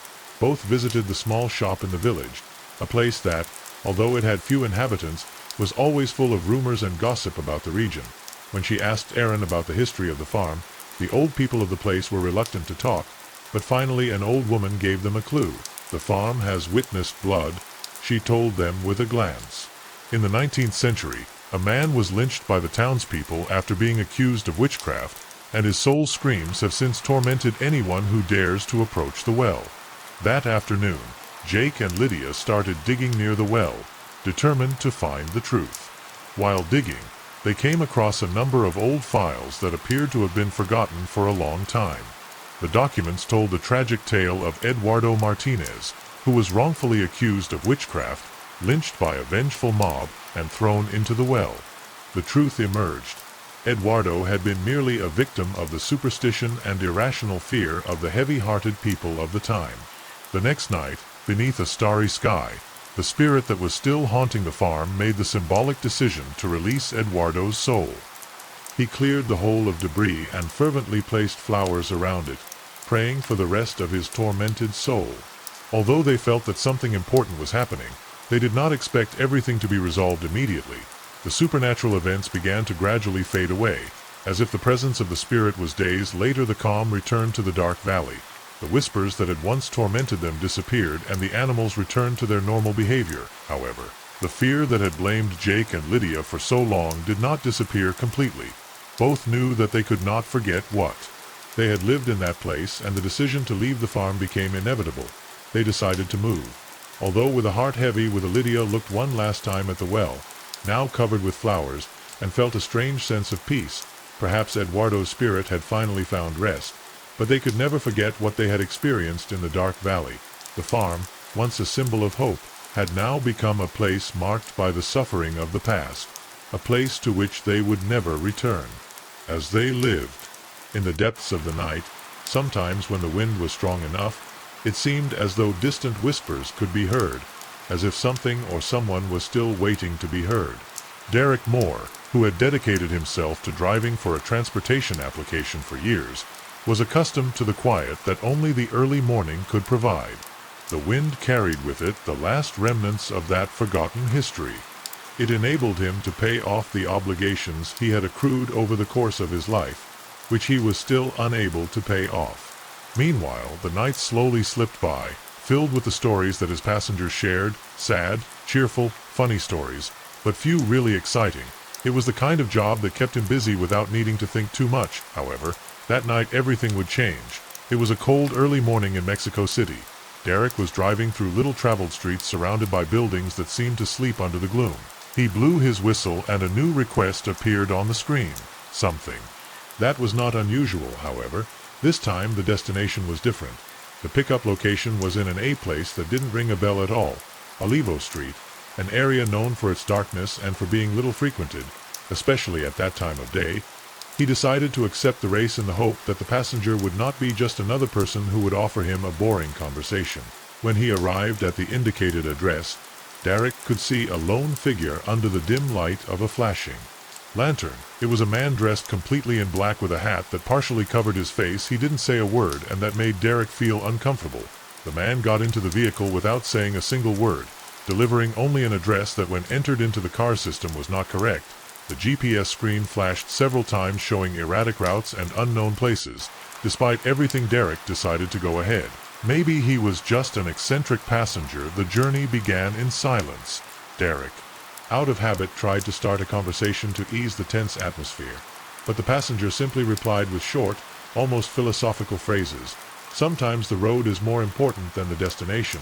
Derek, somewhat bewildered, looked at the man in the rearview mirror. What he saw made him shudder. The passenger had no reflection in the mirror. He tried to ignore it, thinking it must be a trick of light or his imagination, but something in his stomach was telling him that something was not right. As they advanced, the temperature inside the car began to drop drastically. The air felt heavy, as if the environment itself was being distorted. Derek lowered the air conditioning, but the cold continued to intensify, as if an icy wind had invaded the car. The stranger was unfazed. He kept looking straight ahead, his head slightly bowed. Suddenly the car turned into a darker street. the flashing lights of the lanterns barely illuminating the way, Derek began to feel uncomfortable. Why he was being taken down these streets of certainty? The city must be closer, but it seemed that he was traveling to some unknown place beyond the city limits. He decided to concentrate and continue thinking that perhaps the passenger lived in a secluded area. However, something in the middle of the city was not the same. The air began to change. The sound of the engine became strange, as if the car was fighting something invisible. The vehicle's lights flickered and the audio system began to emit static. Derek tried to change the station, but there was no signal. The pressure in his chest increased. He felt as if something was trying to stop him, something he couldn't see but was there watching him. The passenger began to whisper in a tongue that Derek didn't understand. The words were quick, unintelligible, but there was something so disturbing about his tone that it made the hair on the back of Derek's neck stand up. The light on the car began to fail completely, and the car's brake felt heavier than normal, as if someone was pushing hard for it not to move forward. They finally reached an unexpected destination, a dilapidated motel isolated with the walls covered by the passage of time. The passenger, with a quick movement, leaned forward, stared at Derek and whispered, "The road ends where it all began." Without opening the door, the man disappeared into the darkness. Derek, paralyzed with fear, got out of the car without thinking, stood looking at the old motel that now had an even more sinister appearance under the moonlight. When he looked towards the back seat, something strange caught his attention. An old newspaper rested on the seat. The cover showed a black and white photo of a man who, to his horror, was identical to the passenger who had just left the vehicle. The news read, "Massacre at the Olivo Motel, an inexplicable crime that terrorized the city in the 80s. Derek felt as if the ground was crumbling under his feet. Who was that man? Derek really couldn't move his feet. The cold air of the early morning enveloped him, but he didn't feel the cold. The discomfort of the situation completely invaded him. The scene in front of him, the dilapidated motel, seemed out of place, as if the news had been torn from another time, but it was the only thing that seemed to connect the threads of the madness he had just experienced. His mind tried to comprehend what that had happened, but the pieces didn't fit. The motel, a two-story building that had been the scene of a horrific murder in the 80s, now seemed to be stuck in a time loop in the old photographs Derek had seen online. The walls were pristine white and the place seemed to have been a destination for tourists, but now the walls were cracked. The neon sign flickered faintly and the broken windows showed a dusty interior and void. The story of the motel massacre had been famous in the city. A group of people had been found dead, their bodies mutilated without any logical explanation. The police had investigated for months but never found a culprit. The case was closed and the place was forgotten. But Derek now knew that there was something much darker behind it all. As Derek reached the edge of the motel with the newspaper, he wanted to enter but was thwarted by fear, which made him feel as though an unseen force was pushing him back. However, something made him look out one of the broken windows through the darkness or see a figure standing in what looked like a room.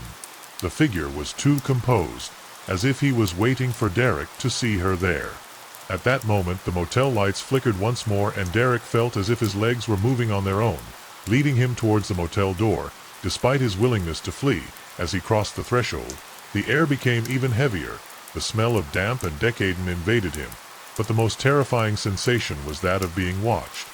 The shadows in the corners of the room seemed to move as if they were alive, watching Derek from the gloom. The lamp in the entrance flickered once more, and at that moment Derek's car began to shake as if something was shaking him from the inside. Without a second thought, he ran towards the car, but before he got to the wheel something stopped him. The passenger, now standing in front of him, spoke again in that strange language. His face was completely covered by the hood, but Derek could feel the presence of those piercing eyes. "The door has already closed," he said, and before he could react he disappeared again into the shadows. Derek tried to open the car door, but it resisted, as if an invisible weight was holding him back. He struggled for a few seconds until the door finally hit with the engine running. Derek sped out of there, feeling the weight of a strange presence that chased him every turn he made. The street lights became more distant, as if the place he had just crossed did not belong to the same city. When he reached a more illuminated area, Derek, still with his heart racing, decided to check the back seat again, looking for some clue, some sign. There was nothing else. The newspaper had disappeared as if it had never existed since that night. Derek did not return to work during the early morning. The idea that it had been just a dream or a hallucination was constantly on his mind. But something inside him knew it hadn't been like that. The motel, the passenger, the cold, all that was still in his mind like a lingering shadow, the man's face, his voice, and the sentence he had said, "The road ends where it all began." Derek never took another passenger again at that time. But the story he lived that night remained a mystery. No one else knew about the Olive Motel or the massacre that had happened there. At first glance, the silent forest appears to be a vast expanse of tall, leafy trees, a natural haven away from civilization. However, those familiar with the area know that it is much more than that, with the secrets of past generations still lingering somewhere, hidden among the fog and shadows that never seem to go away. No one else could understand what he had experienced. Time appears to stop in this forest, as the echoes of ancient stories reverberate like wind whispers. Lauren Bennett, a 24-year-old student of environmental biology, had heard of these rumors, but her passion for exploring nature and discovering its secrets made her ignore the warnings of the locals. "It is just a forest," she thought. What could go wrong? She answered the call of her university research with the firm purpose of collecting samples for her project on wild flora and decided to take Ison with her. Parker, her Ison classmate, more pragmatic and skeptical, did not believe in legends or ghosts and considered that everything that was said about the silent forest was simply superstition of the old people of the village. Despite the warnings of the few nearby inhabitants who spoke of unexplained disappearances and strange events that occurred during the night, Lauren and Ison went into the forest with a mixture of excitement and disdain. They were convinced that everything around the place was just an excuse for people to avoid an isolated area. "Let's camp here," Lauren said, pointing to an of course among the trees. "So we took the whole day to study the plants and stayed until nightfall." Ison, with her characteristic skepticism, shrugged her shoulders. "I'm sure everything is calm. The wind and the shadows can play tricks in your mind, but I don't get scared so easily." They set up camp in the middle of the forest, surrounded by trees so dense that the sunlight penetrated them, while Lauren dedicated herself to examining his surroundings, looking for the species he needed for his research and leaning back on a rock looking to the horizon without much interest in what was happening around him. However, at nightfall the atmosphere began to change. The air became dense and cold, and a strange silence enveloped the forest. Neither the insects nor the birds sang. Only the rustling of the branches and the whisper of the wind broke the absolute silence. "It is strange," Lauren commented, looking at the sky covered with clouds. He had never been so quiet in a forest. Still in its calm state responded with a mocking smile. "It's probably all covered in humidity, don't worry. It's just your nerves." However, when they lit the campfire, a dark shadow slipped through the nearby trees. Lauren thought it had been her imagination, but she couldn't help the feeling that something or someone was watching her. She tried to ignore it and focused on her work, but something in the air, something she couldn't explain, froze her skin as darkness took over the forest. The two retreated to their tents. The rain began to fall, but not with the expected force. Rather, it was a light rain, as if the sky was crying silently, as if something was watching them from inside the forest. That night Lauren's sleep was interrupted by a low murmur, almost inaudible, that seemed to come from the depths of the forest. At first she thought it was the sound of the wind or perhaps some nocturnal animal, but she couldn't help but feel uneasy. The murmur became clearer, and what initially seemed to be a whisper transformed into something else, something she couldn't understand. Ison, still asleep in her tent, she didn't seem to hear anything, but Lauren was sure that something was not right. She stealthily lifted up and walked out of her tent, trying to locate the source of that strange sound in the gloom, the shadows of the trees moving irregularly as if something was moving between them. When she advanced a little further towards the clearing, she saw something that made her stop in dry in front of her at the edge of the camp. A circle of stones appeared by the light of her lantern. It was covered with moss as if she had been there for centuries. Lauren, with a feeling of terror and fascination, cautiously approached, recognized the symbols engraved on the stones. Although she couldn't fully identify them, they looked like ritualistic symbols. Something ancient and sinister is just a coincidence, she thought to herself, but the knot in her stomach told her otherwise. Suddenly the murmur intensified, as if the earth itself was whispering that night. The atmosphere became even denser. Lauren tried to go back to camp, but something was holding her back. Something in the air had changed. She was still asleep when she got back to the tent. Unaware of everything that was going on, but she couldn't shake the feeling that something wasn't right. She sat by the campfire, watching the flames dance, trying to calm her thoughts, but the silence returned. Then she heard firm footsteps, and she heard herself in the darkness.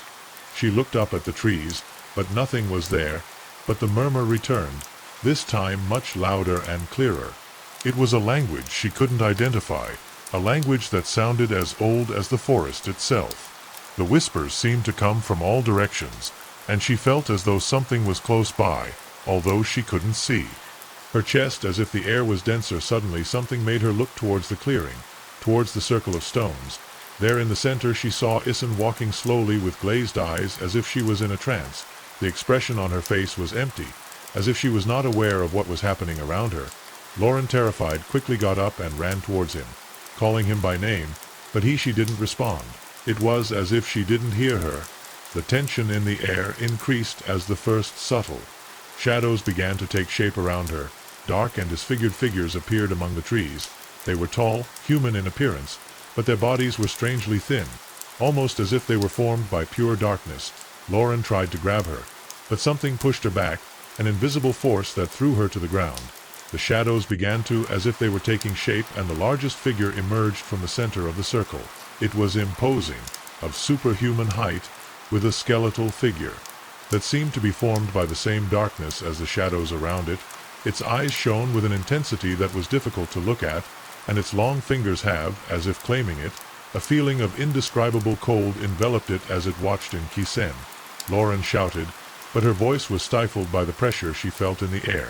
The shadows, as if they heard her scream, they turned to her, and the gigantic figure raised its skeletal hand in her direction. The murmurs in the unknown tongue intensified, filling the darkness within as the shadows advanced towards Lauren. The invisible force that had pushed her to the ground began to drag her towards the circle as if she could not escape. In despair, Lauren, she remembered the words of her grandmother, who once spoke to her about the ancient forces that inhabited nature. At that time, the instinct of survival dominated her, and with trembling hands she took a match from her backpack. She remembered that fire was one of the oldest elements, capable of repelling shadows, evil. Without thinking twice, she lit the match and brought it close to one of the stones of the circle. The fire was ignited with a faint spark at first, but soon grew, illuminating the circle with an intense light. The shadows that had been approaching with fury shouted a guttural and shrill cry that filled the air with bearable pain. They moved away, retreating quickly as if the fire were burning them.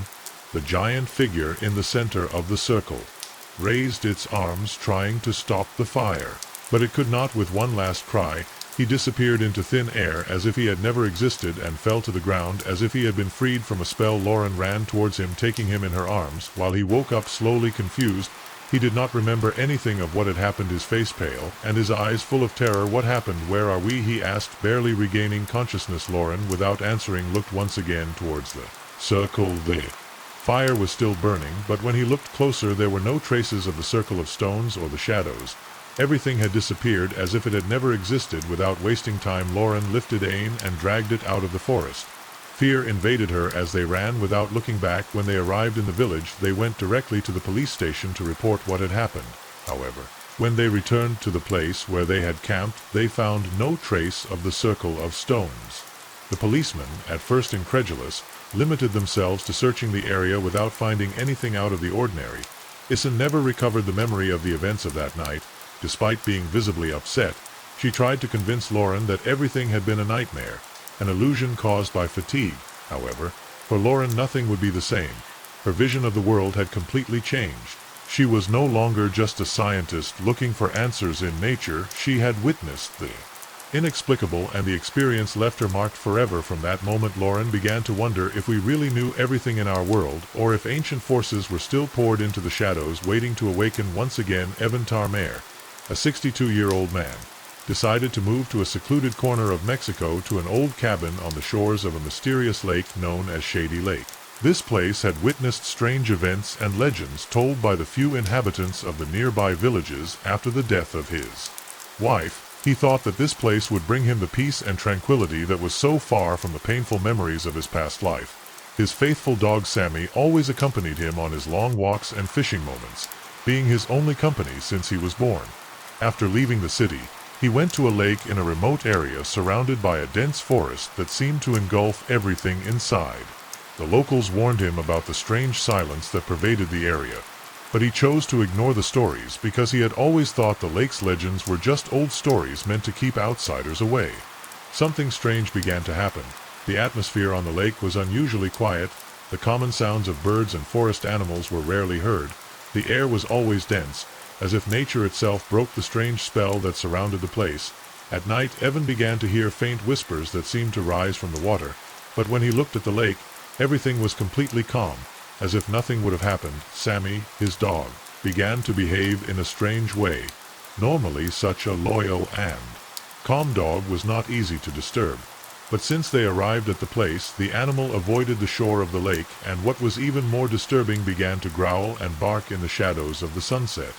The dog seemed to feel something that Evan could not understand. One night, while fishing in the dark waters of the lake, Evan saw something strange beneath the surface, a movement, a shadow that slithered through the deep waters. Although he could not identify what it was, the feeling of discomfort was immediate.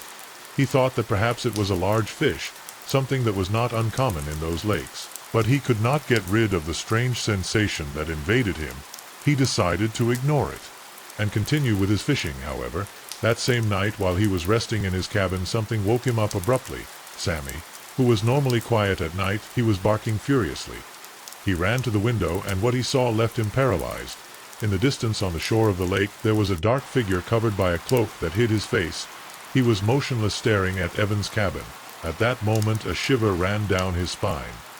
He decided that at dawn he would go to investigate what was happening, without imagining that this figure, it would turn into something much more terrifying than he had ever imagined. Eva could not fall asleep that night. The face of the hooded figure continued to haunt his thoughts like an omen that kept him alert at dawn. Armed with a flashlight and a rifle, he decided to face whatever was lurking near his cabin.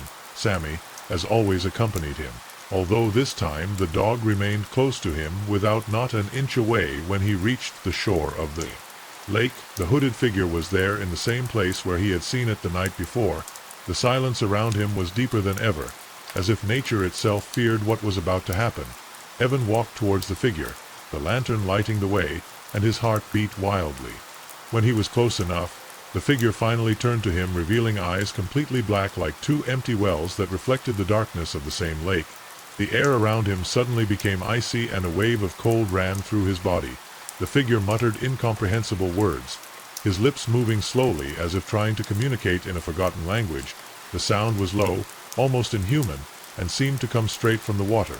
Evan felt a pressure in his chest, as if the lake itself was about to swallow it. Without thinking about it anymore, the figure began to fade slowly, as if it melted with the black water of the lake.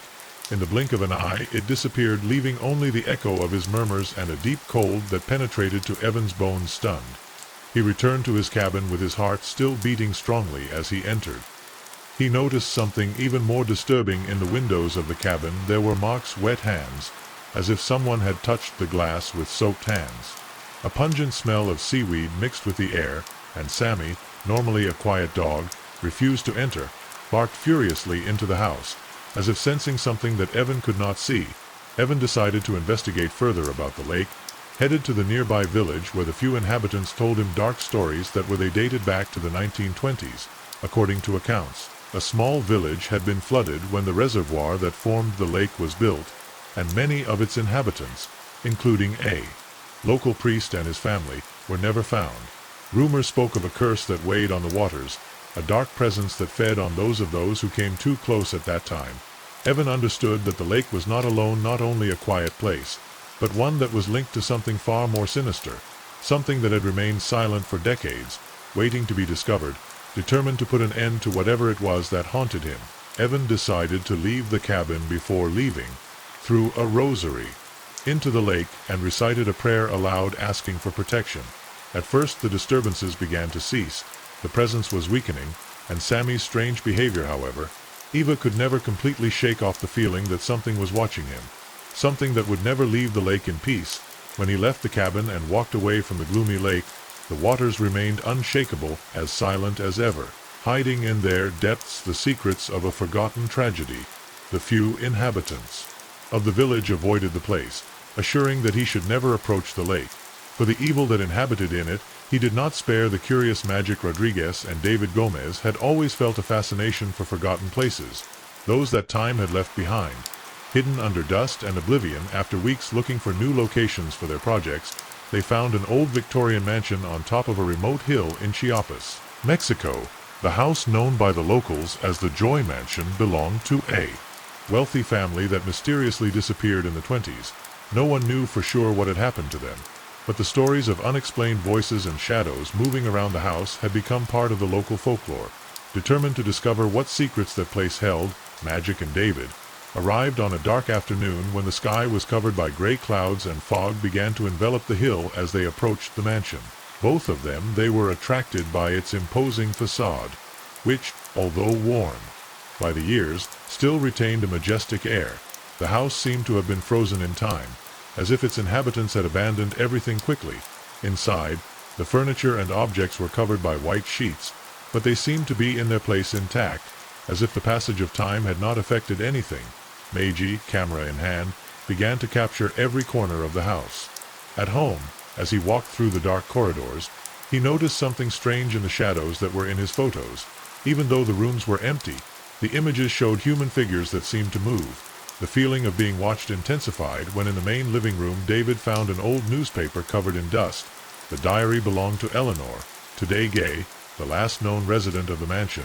When he opened it, David read some passages in as Eleanor spoke of the growing paranoia that she felt convinced that something was constantly watching her from the shadows of the house. As they progressed in the exploration, strange occurrences began to happen. The doors closed on their own and the echoes of invisible footsteps echoed in the empty corridors. Magic tried to keep calm, but the heavy air and the sense of unseen presences increased with each step in the main room as she used her camera to take one more photo.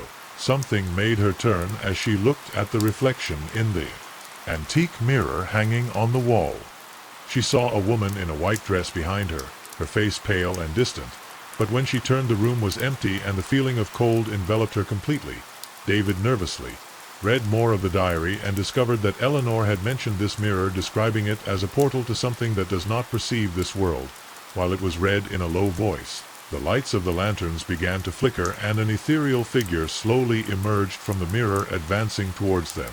The woman in white whispered softly, "Why did you return?" The atmosphere became thick and terror took over with Magic, and David, realizing that something was trying to catch them in that place, tried to run away. But the front door was closed as if some invisible force prevented them from escaping. A low scream echoed through the house and the female figure was advancing towards them closer and closer. With empty eyes full of despair, Magic and David, they tried to remain calm, but the fear was so intense that it was difficult for them to breathe. The figure in the mirror seemed to float in the air. Its movements were slow but at the same time eerily fast too as she advanced towards them.